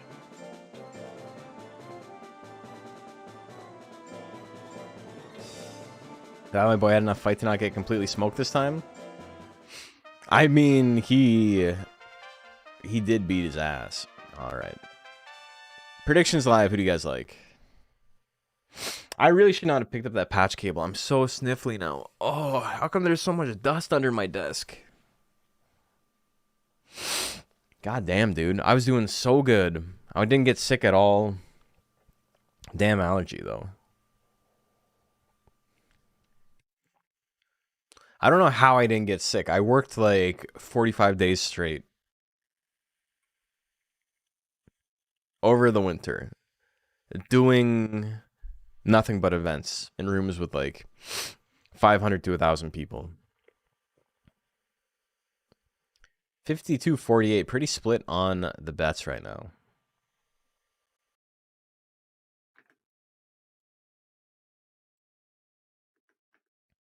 Here we go. Diving press versus dragon combo. Dragon combo going to come out first. It does enough. All right. Betting on port priority. You lost on port priority. 2 bites. A little bit of damage. Not really what he wants to see there. Slamming down. Not going to kill. But no guts to retaliate with. Dug in a lot of trouble here. Gus Breath can do a little bit. Bahamut Zero has a huge lead right now.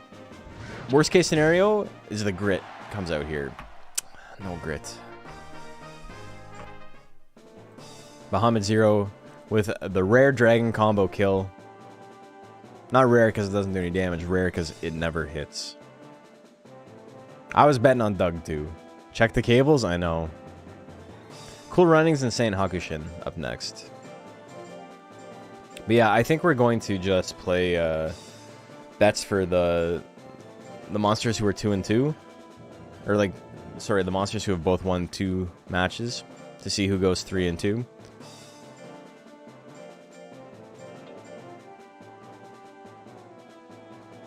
I said sorry. I tried it a second time and I still fucked it up.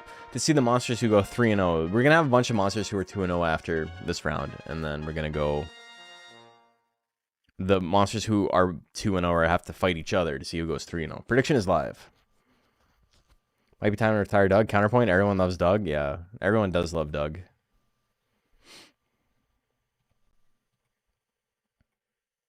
But yeah, after the monsters that have all won are over, we might call it, because I am starting to,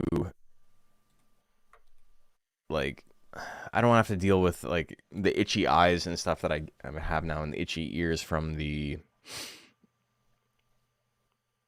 all the dust.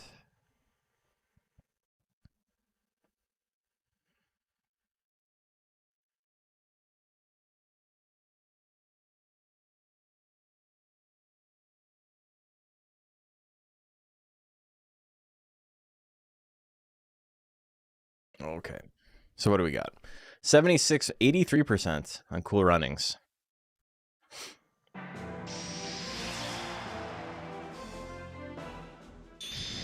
Napalm missed. The jab hits. The slap hits. Doesn't... Alright. Only using the power techs. Lifesteal is the actual play, though. Look at that. The napalm miss. Oh my god. Cool Runnings has a shot. Is ChatGPT gonna win? A Thunderbolt miss. Jab hits. Hurricane will take it. Cool Runnings. Full health. Wins game 1. Nobody wants to be a loser, Doug.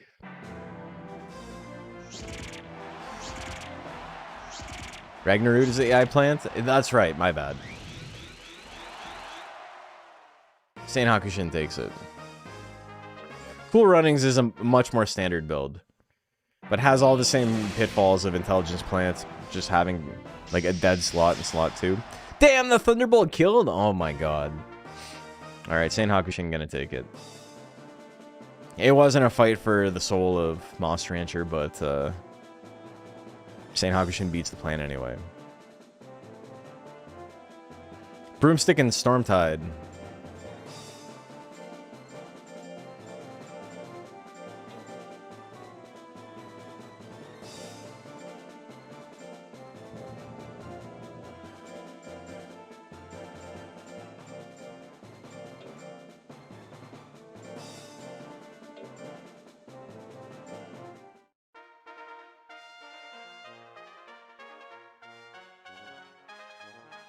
Okay, predictions live. Who do you guys like?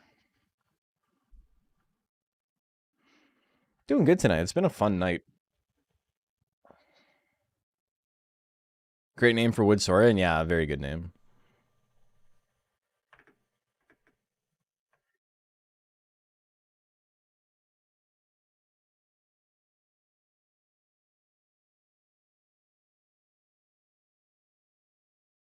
$50-50. Here we go.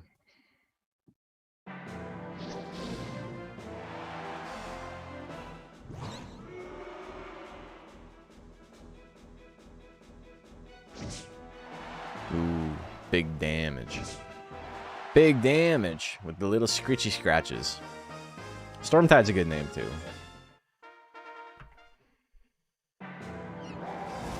The wave riding missed. 333 damage to himself. Oh my god. He's in a little bit of trouble here. Roll assault for the finisher. We're going to game 3, folks.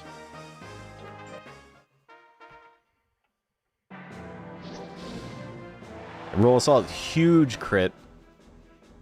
Stormtide hits the belly attack. He's in the lead, just like that. With his weakest attack. Tail lashes. I think, does this scratch do less? It's less accurate, right? The scratch miss. Oh, tail combo, no grit. Broomstick, gonna take it.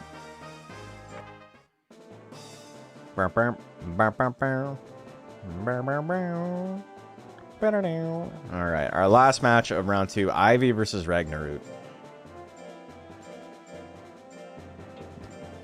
Ivy unfortunately had to go up against the house bot, so now it gets to go up against Ragnarut.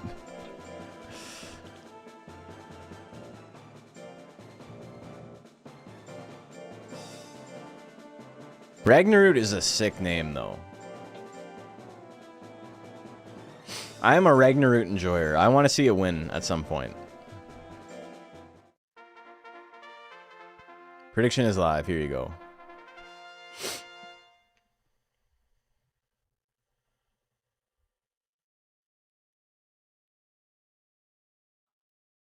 What do we got, folks? I think it squandered its best chance. I think so, too. It got a chance to fight the mixed attacker. How will it do against Baron? Baron versus Ragnarok would be a tough one. 68%. This chance isn't bad either. I think it's pretty bad. Down to half health. 6 gust rate on Ivy going crazy. Withering doesn't matter. None of this matters. They're just... Oh, the lifesteal is big, though. Big Bang. Double Flame would do it, too. Triple Flame, maybe. Ivy's got her walk backwards. Oh, no. She's giving it up. Alright. Classic Pixie. And that's why? That's fair.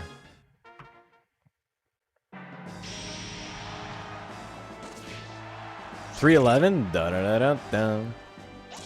Ivy really has to get out of slot 1. The lifesteal again? Oh my god. Oh, man. Big Withering and Toxic Nectar. Big Bang. Any... Oh shit, okay. Oh, it only did 300 damage, alright. Eh, she had a shot. Oh my god. Alright, Ragnarok takes it. The Quint kick. Oh my god, sorry man, the dust.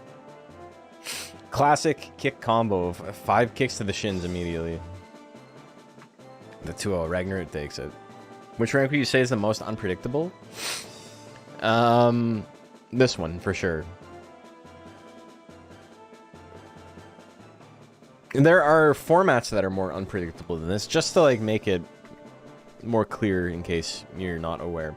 There are different formats, like different stat caps, and then there are different like ranks within those stat caps. So basically, this league I'm running, after a couple of weeks, it got delineated into the monsters that were like winning all the time, and the monsters that were like winning half the time, monsters that were like losing more often than winning. And then this is a rank of monsters that were losing more often than winning. And so there's like kind of a big mix of monsters that are like legitimately bad. And I don't say like a monster that is bad is not necessarily not entertaining. There's a lot of monsters here that are not like tournament winners, but we love watching them. We love watching them, don't we, folks? I think people like watching Baron. I don't think Baron's going to win this format. I think Baron has a pretty rough road to hoe, you know? But there are other monsters in this that could potentially be the strongest monster in the league on a given day. They just happen to have 2 bad weeks. Nobody likes watching Power Man 2997. Yeah, exactly. How are we? We're doing good, man. All right, Shape of Lamer and Conquest, I believe, are both 2-0. Yep.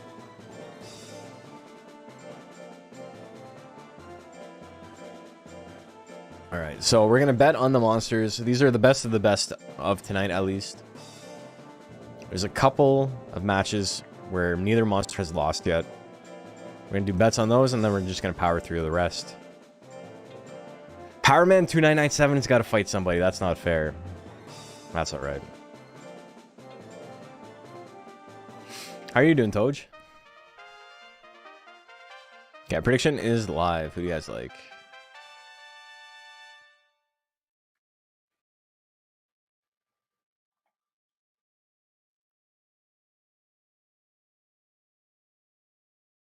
Yeah, so there's 4 matches. There's this one, and there's Jet Jaguar versus Sanghogheg. There's Hydropletz versus Smorbit, and Kokoro versus the Moose Surprise, which was Power Man 2997.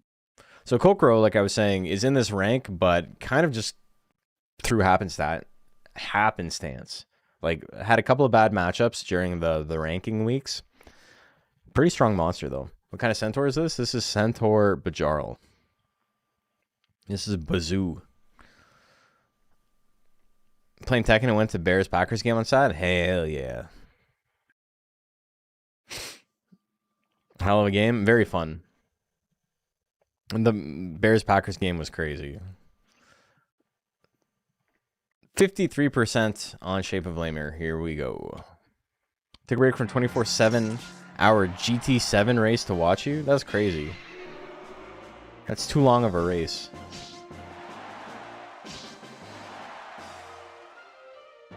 More of a chariot enjoyer, but Bazoo is fun too. I like Bazoo. He's so goofy. I love his little, like, Jinko jeans. You just know that those are, like, heavy as shit from, like, absorbing the water out of puddles. He's wearing, like, the only 40-pound pair of pants in existence right now. Triple stabs, big damage. We're going to game 3 just like that. It's not even super big damage. It's just, you know, more than 199. Good crit. He's got the vigor. Stab throw? You got smoked, lady. They didn't even know what to do with the animation there. So Conquest finishes the night 3-0. Jet Jaguar and Sank Hogheg up next. Also, Shape of Lemur is another monster that's very, very powerful. But the problem is with 199 life, you can kind of get sunk by random 30% chance to hit techs. Which is why she is where she is in the rankings, even though, you know, pretty strong monster. So this rank in this format specifically is kind of all over the place. It's very matchup dependent. Okay, prediction is live. Who do you guys like?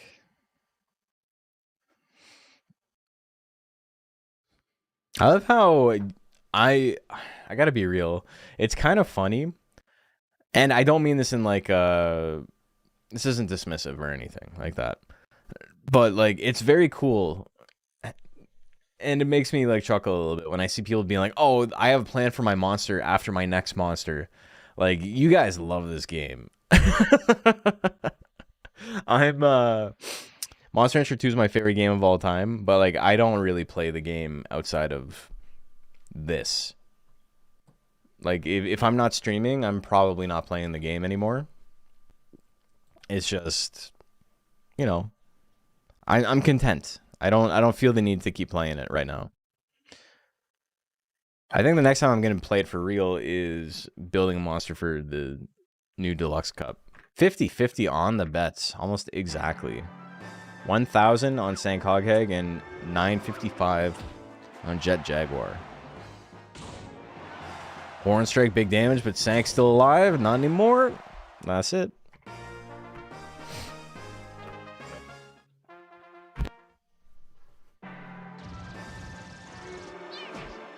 Glass cannon with jiggle physics, yeah. Alright, we're going to game 3. Most of my time in the game lately is more Monsters mod. I gotta do some more. I literally haven't had time.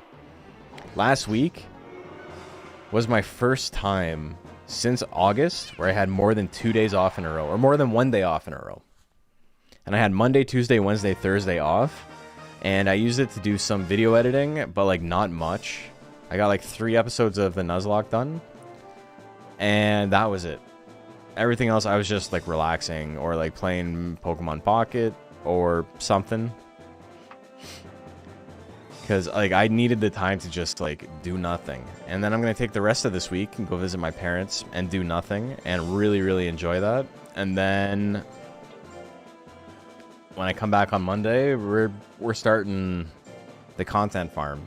We're going to be pumping out the last couple of episodes of the Nuzlocke. We're going to be making some shorts. The shorts aren't a thing I'm going to like focus on. It's not something I'm going to put a lot of effort into, but I think it would be cool to just like upload like a set, and I'm just like commentating over the set, or like fun things from stream, like the Columbo thing from earlier. That's fucking perfect. I was thinking about it after it happened. I think that'd be a great little clip to get people indoctrinated into the Church of Nash, as it were. Okay, prediction is live. Who do you guys like? December's the ideal time to do nothing. I literally haven't been able to do nothing though. My first day off in December was last Monday.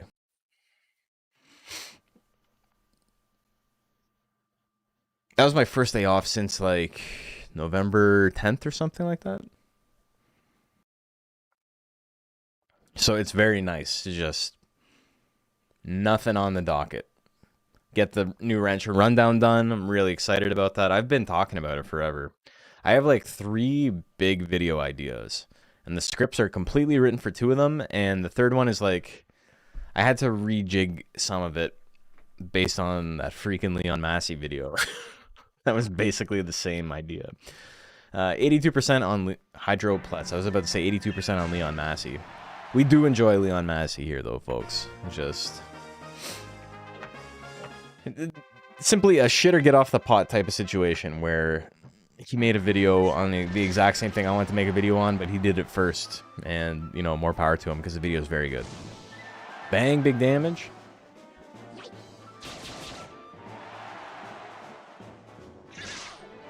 One-two punch. One-two punch. He gets him. Finally caught me live. I'm here. We're chilling. I think that's 1-all, right? Yeah, because he got the Meteor Drive crit game 1. 101. Punk Rock 101. All right. He's got him. Hydroplets takes it. Our last match of monsters who have not lost yet, i.e. last chance to dance, i.e. last chance to bet, is Kokoro versus the Moose Surprise. Can I beat Mr. Beast?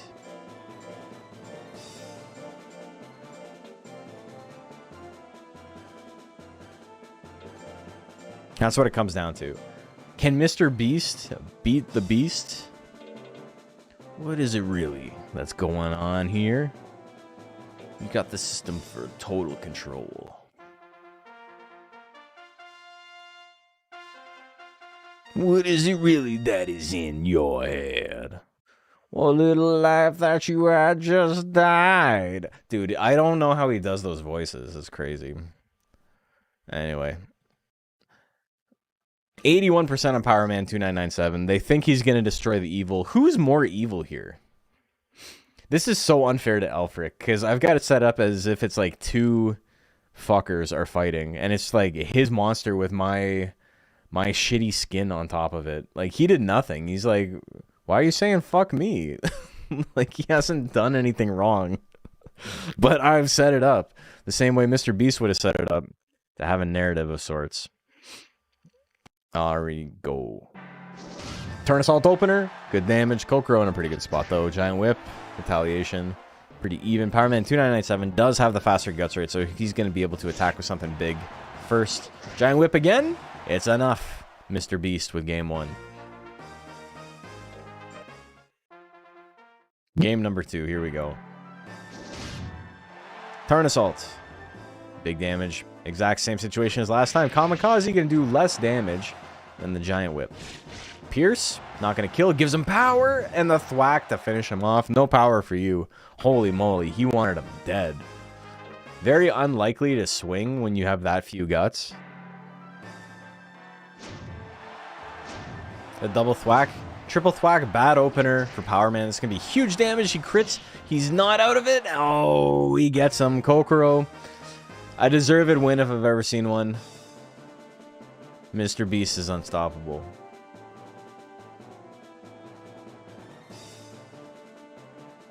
He takes it 2-1. Or the Moose Surprise. Stormtide and Cool Runnings. That was it, though. That's our last bet of the night. We're just going to plow through the rest of these. I also got to get up pretty early tomorrow to finish couple of things, packing and whatever, before I go to my parents' place. So it'd be super nice to not be streaming till 1 in the morning. Mun in the roaring, as I was gonna say.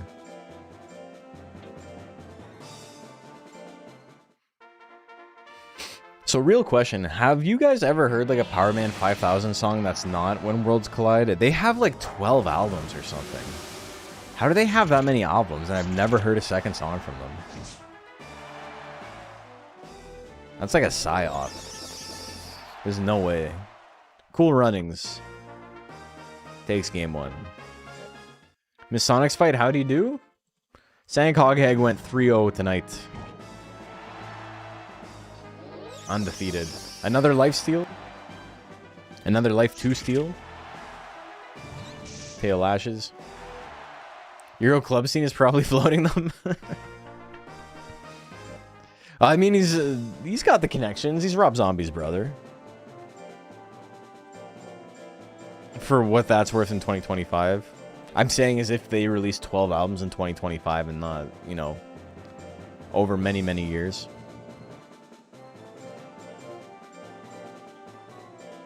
It's insane how many monsters this game has to find new ones. Yeah, there's a lot.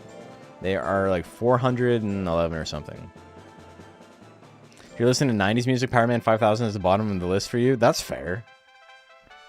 100%.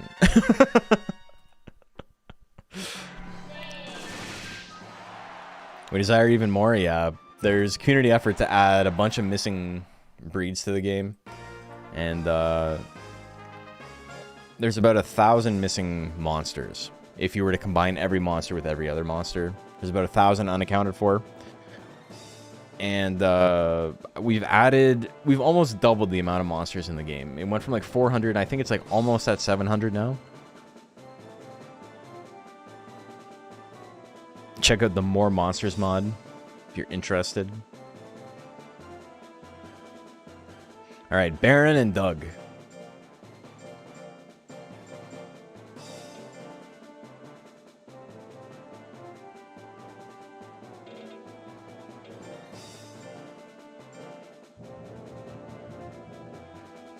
I've heard me talk about my taste in...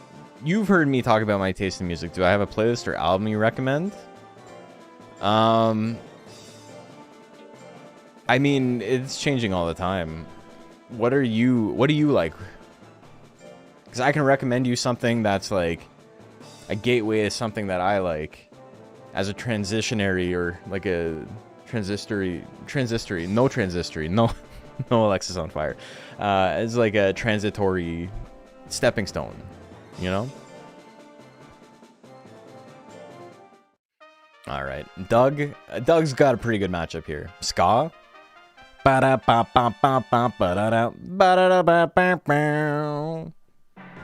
Oh, let me pull out the bass again.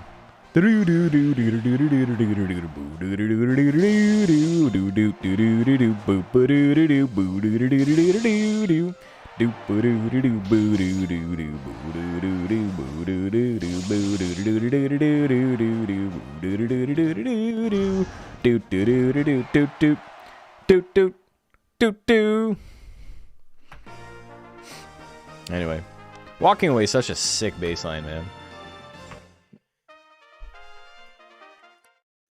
Power diving press? Yeah.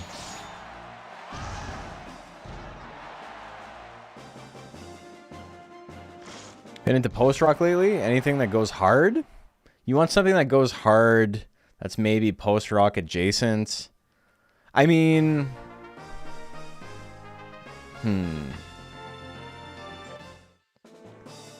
You might like Quicksand. If you like post-rock and you want something that's hard, listen to the Quicksand cover of How Soon Is Now by the Smiths. That shit is fucking... That's gonna change your life.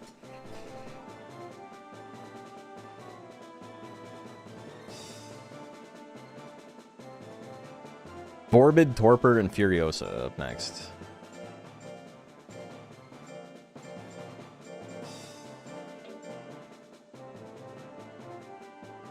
Managed to get your nephew to watch with you? That's crazy.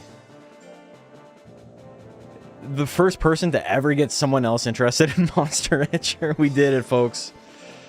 We did it. Mission accomplished.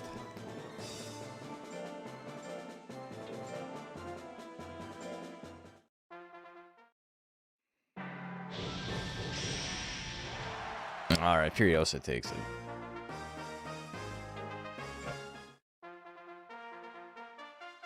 No, it's not a song later, no problem. Also, like, Relationship of Command by At the Drive-In as an album, start to finish.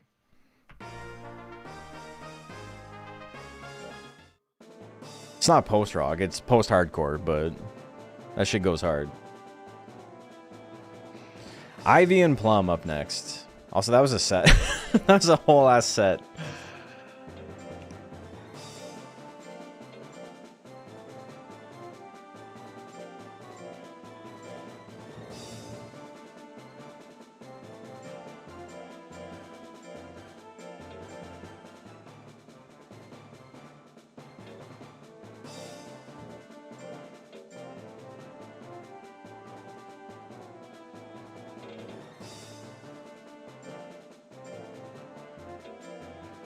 I want to try. I know my, you know your stuff. I'm still learning, so I'll appreciate it.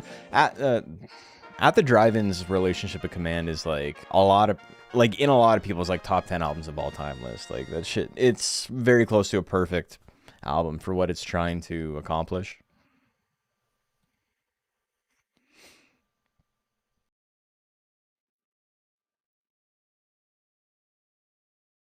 All right, here we go. Oh, I mean, Pixie's on a tear. That's 3 matches in a row, I think, where Pixie's just like straight up won with Flame. Or something big on the opener. The Cyclone hits! The crit. You don't need to crit with Cyclone, man. Alright. Grit? No grit. The double crit Cyclone.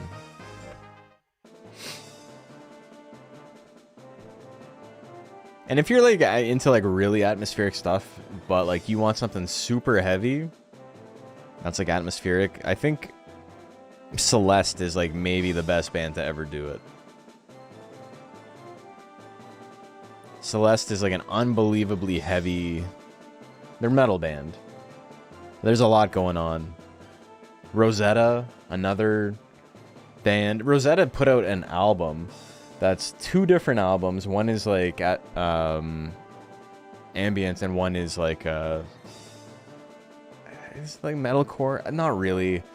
It's just like a sludgy, heavy, hardcore album. And they sync up, and they're sick as hell. I heard Celeste, and you absolutely confused me for a second. I did say Celeste. It's just, it's the name of a band long before it was the name of a video game. They're a French metal band.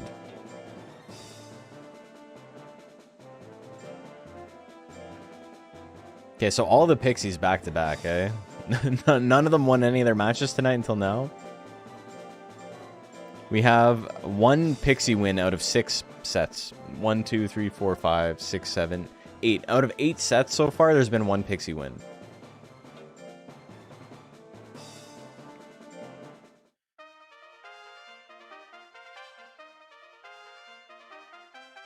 Also, like, Native. Native is a pretty good band for... They've got some like atmospheric guitar parts, but they're very much like a post-hardcore traditional emo type of band, not the like Fall Out Boy emo, but like, you know, Right to Spring type vibes. The Gatling Gun opener and the Gatling Gun closer. We're going to game 2. I love giving music recs, man, because it's so hard to... Like, you guys think getting people invested in Monster Rancher is difficult? Try posting your favorite song in a Discord. Nobody gives a shit. Nobody cares. Unless someone specifically asks for something, you go in like, this is a great song. No one's listening to that. It's just, it is what it is. You could have the best music recommendations. It's hard. It's hard, man. Hard enough to get the group chat to listen, 100%. Shinko and Rosa.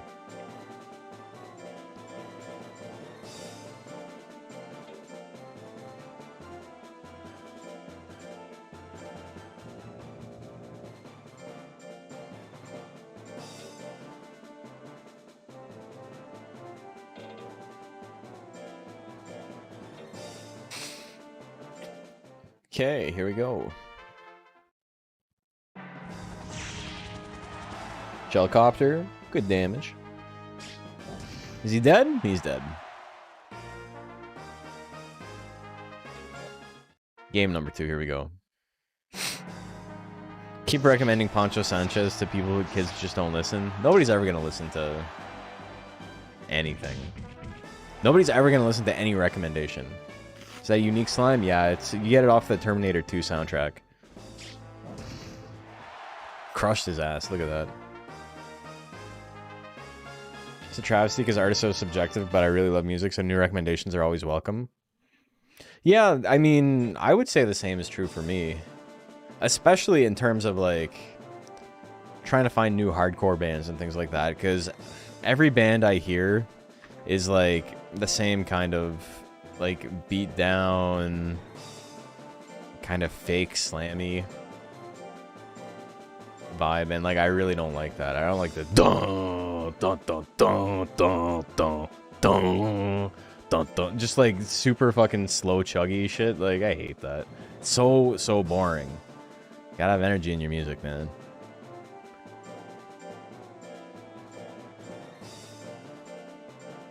If you're playing like hardcore that's that slow, you're really hoping that your audience is like ready to throw down, because you're not giving them anything. You're relying on them to like carry the show for you. You gotta pump them up. Where's like the 180 beats per minute, man? You gotta have that drum going like it's a fucking rat's heart. Midwestern emo. It's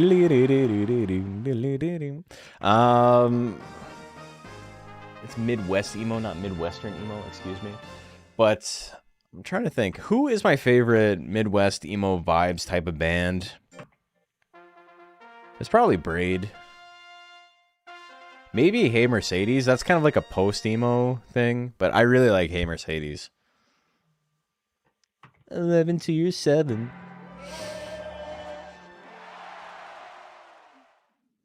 "11 to Your 7" by Hey Mercedes is like, I don't know. It's such a good song, man. If you're a Midwest emo fan, you should listen to that shit. Anyway, is that a 2-0? Is that a 1-1? We're gonna throw game 3 here and see what happens.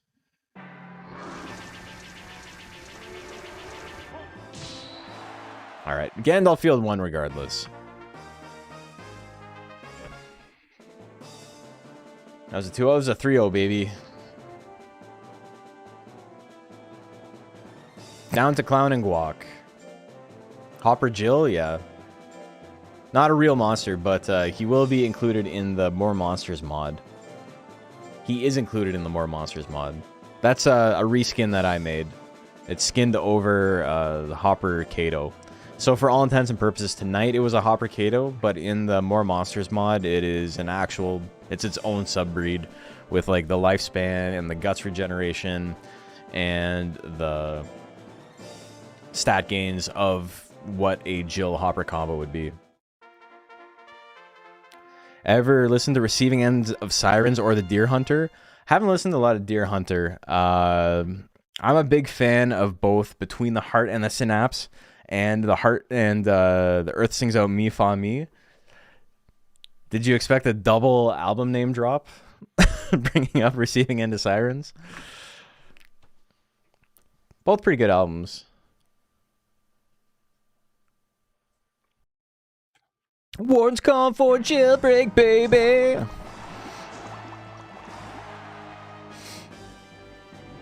What is Bouncing Souls counted as, other than music you listen to because you bought Vans in like 1998 and they gave you a CD? They're kind of a pop punk band, if nothing else. Anchors away, my friends. I really liked the Gold album when it came out. I'm kind of over it. It's like, I don't know. I feel like their music has not, I don't want to say it hasn't aged well, but it was like really, really influential to me when I was like 14. And as an adult, I'm like, there's not a lot going on.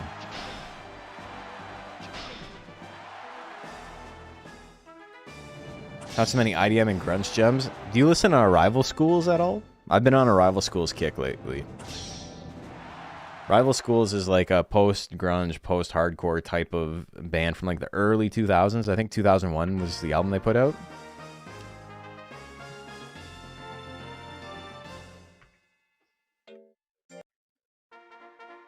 United by Fate by Rival Schools is fucking sick.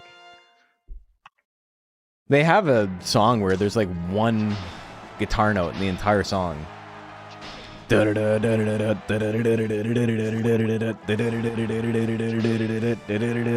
how they make it work, man. It's just so catchy.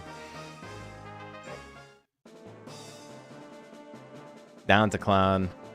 Puts Guac down. Verdi and El Snail Erico. I don't even know if I'm saying Verdi right. It might just be Vert. Hey, Vert, you're shouting again, Vert. But, yeah, in the Logan or the Jake Paul fight thing, there was a Canadian boxer. And her last name was Baudouin, which is like a very common French-Canadian last name. I know, like, probably like a dozen people with Baudouin as a last name. And there's one announcer who could pronounce it correctly. Every other announcer was like vacillating between like all these different pronunciations. Like they couldn't even like keep it straight within like their own vernacular. If like, you know, they pronounced it wrong, but they pronounced it wrong the same way every time, not a problem. But there was this one lady who kept saying Baudouin, which is like close if you're like, you know, stupid, but like it's close. It's close to Baudouin. Baudouin. But then she kept going, she would say Baudouin and then she would say Badoing. Like like someone like jumping on a bed, Badoing.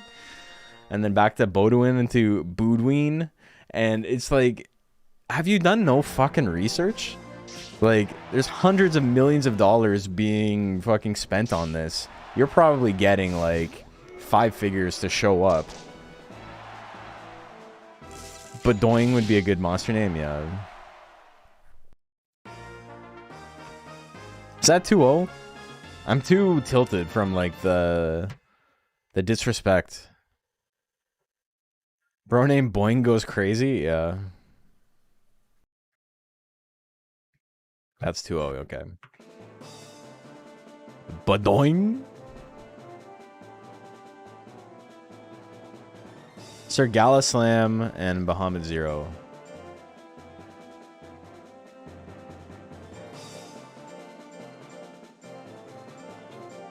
Hey, Goat, how are you doing? But her opponent, like, is Alicia Baumgardner, which is, like, a very easy name to fuck up if you've never seen that either. And, of course, they all got it correct. But they couldn't say Baudouin. Or even, like, look up how it's spelled. You know? Alright, we got a dragon fight. Here we go.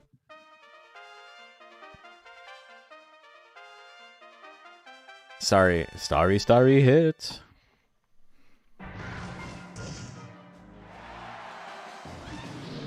Oh, the dragon combo miss. It's over. He tried. It would have been funny if it landed. Slamming down can probably kill from this range. Yeah, tail whip definitely can. It's the bite! Sir Galaslam, you forgot what was happening. You have to keep fighting. You can't give up. He didn't have as much heart. Bahamut Zero missed the dragon combo and was like, I'm still in it. I didn't hear no bell. The bite. Tail whip, a little bit of damage. Another bite. It misses. Another bite will kill, and he hits it. There's the grit, though. Sir Gallislam still in this. Goes for the trample. That should smoke him. The double grit. Next hit wins. What do we see? We're slamming down. Miss. Bahamut Zero does not have a lot of guts left. The bite is going to take it. We're going to game 3. It's close, folks. Dragon combo opener. Trample opener. Trample going to do a good chunk of damage. Bahamut Zero goes for the slamming down. Big miss. Gallislam with a huge lead here. Tail attack not quite enough to finish him off. Bahamut Zero can still go for something big. No grit. Sir Gallislam comes out of game 3 unscathed. Very close set though. 2-1. TV's Colombo and Saint Hakushin up next.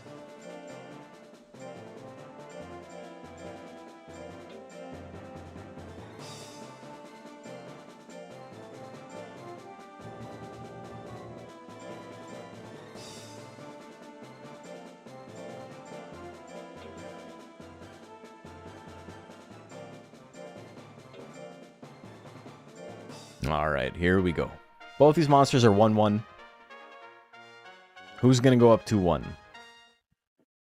And who's going to go down 1-2? Thunderbolt, big damage.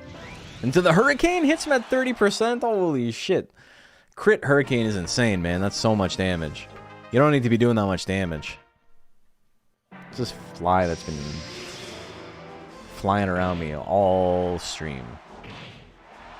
Get the fuck out of here. I'm trying to watch. Ugh. The power. The punch. He gets him. TV's Colombo with the grit comeback.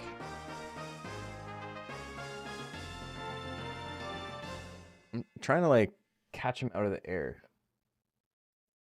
There we go. Fuck you. Crushed him against my light.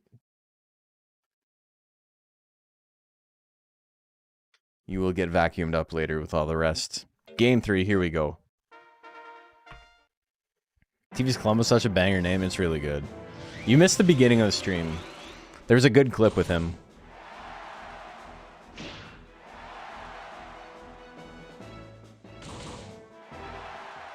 It's, I gotta make it into a short. To, like, promote the stream and, like, promote monster battles. Okay, Colombo. Gonna take that one 2-1. Our last match of the night, we got Broomstick and Ragnarroot. Here we go.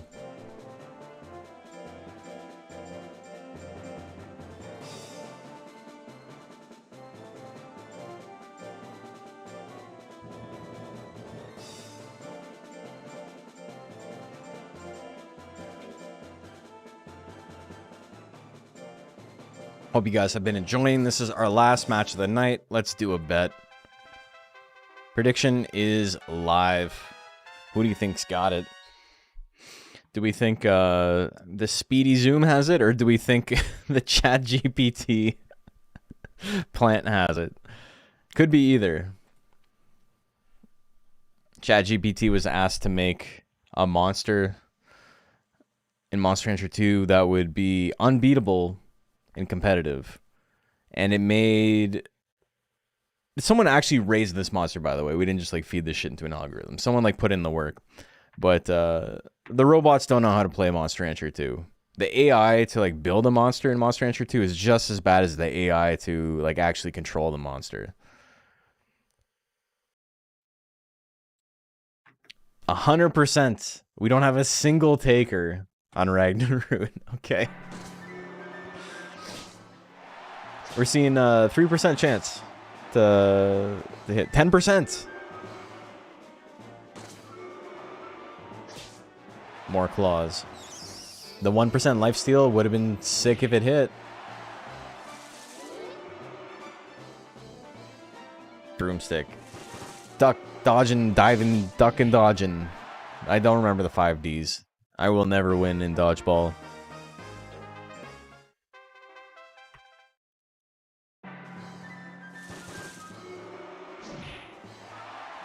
Is it dip, dodge, dive, duck, and dodge? I think that's what it is, right?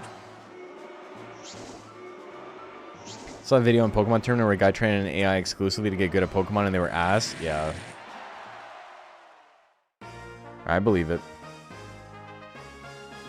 Anyway, that went exactly as expected. He tried. He got a win tonight.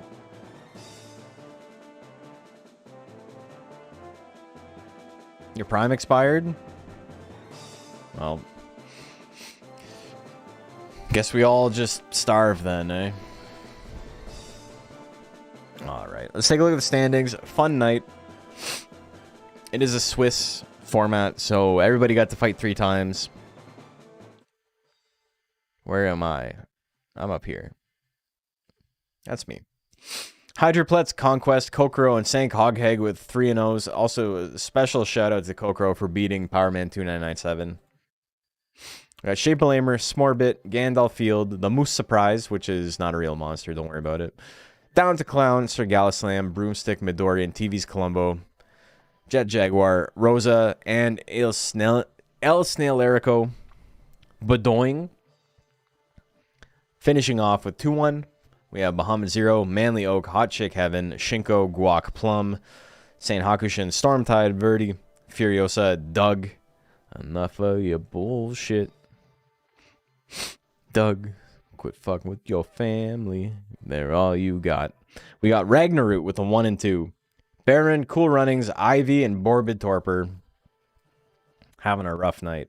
Ivy was the win Ragnarok had. Ivy is a pixie, only used patent kick all night. Very unfortunate.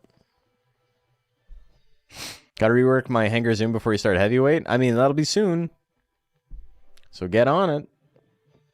Anyway, thank you guys. Super fun. Like I said, we're not done for the year, but I am not going to be streaming again this week because I'm going to go visit my parents. And then we'll be back Monday. And starting Monday, we're going to be doing way more streams than usual. We had 2 streams last week, and that was like, wow, 2 days in a row? Wow. Wow. And then, you know, it's Christmas. What are you going to do? But yeah, next week, things start popping off. More videos. Regular rundowns start coming out again. If you're a member of the Patreon or if you're a YouTube member, I just uploaded a new video to the Moose Bones Classics, which is my monthly, here's an extra thing, thank you for supporting the channel. And it's the finale to the Monkey Puncher VOD, which is very, very funny. I really like it. So now there's 4 videos up. If you are a YouTube member or a Patreon member, you don't need to subscribe constantly. If you just want to do like one-time payment, watch everything in a couple of days, you can do that and then cancel immediately. I don't give a shit. But there are 2 Monkey Puncher videos. There is the Mombazoo VOD, which is very funny. And then there is a Digimon digital battle card playthrough, which was sick as well. Doing New Year's anime stream? I believe so. But yeah, we'll have more details about that when we come back. I don't know if next Monday is going to be DXBL or not. I don't want to say it is and then have it not be. It probably will be, but I just don't want to say it is and then have it not be, you know? I don't want to be that guy who's like changing plans constantly. Ugh. I just swallowed a hair. Gross. I got my hair cut today, so I got a couple of loose hairs, I guess. Let's find someone to raid. I hope you all have a good holiday. Hopefully your family is cool and you're hanging out, and if you're not, then that's fine too. We got Hot Dad. We do have a couple of people streaming Monster Rancher, but we are going to go say hi to Hot Dad. I'm a super big fan of Hot Dad. Let's go wish him a merry. I will see you guys on Monday. Have a good couple of days. Get some rest. Be good to yourself. Drink some eggnog or any other nog. Corn nog. That's the Simpsons bit, right? Corn nog. Eel nog. Creamed eels. Plankton. Anyway, I'm getting sleepy and I got to get up early tomorrow to drive 6 hours to go visit my parents. So, thank you. And let's all get some sleep. Bye-bye.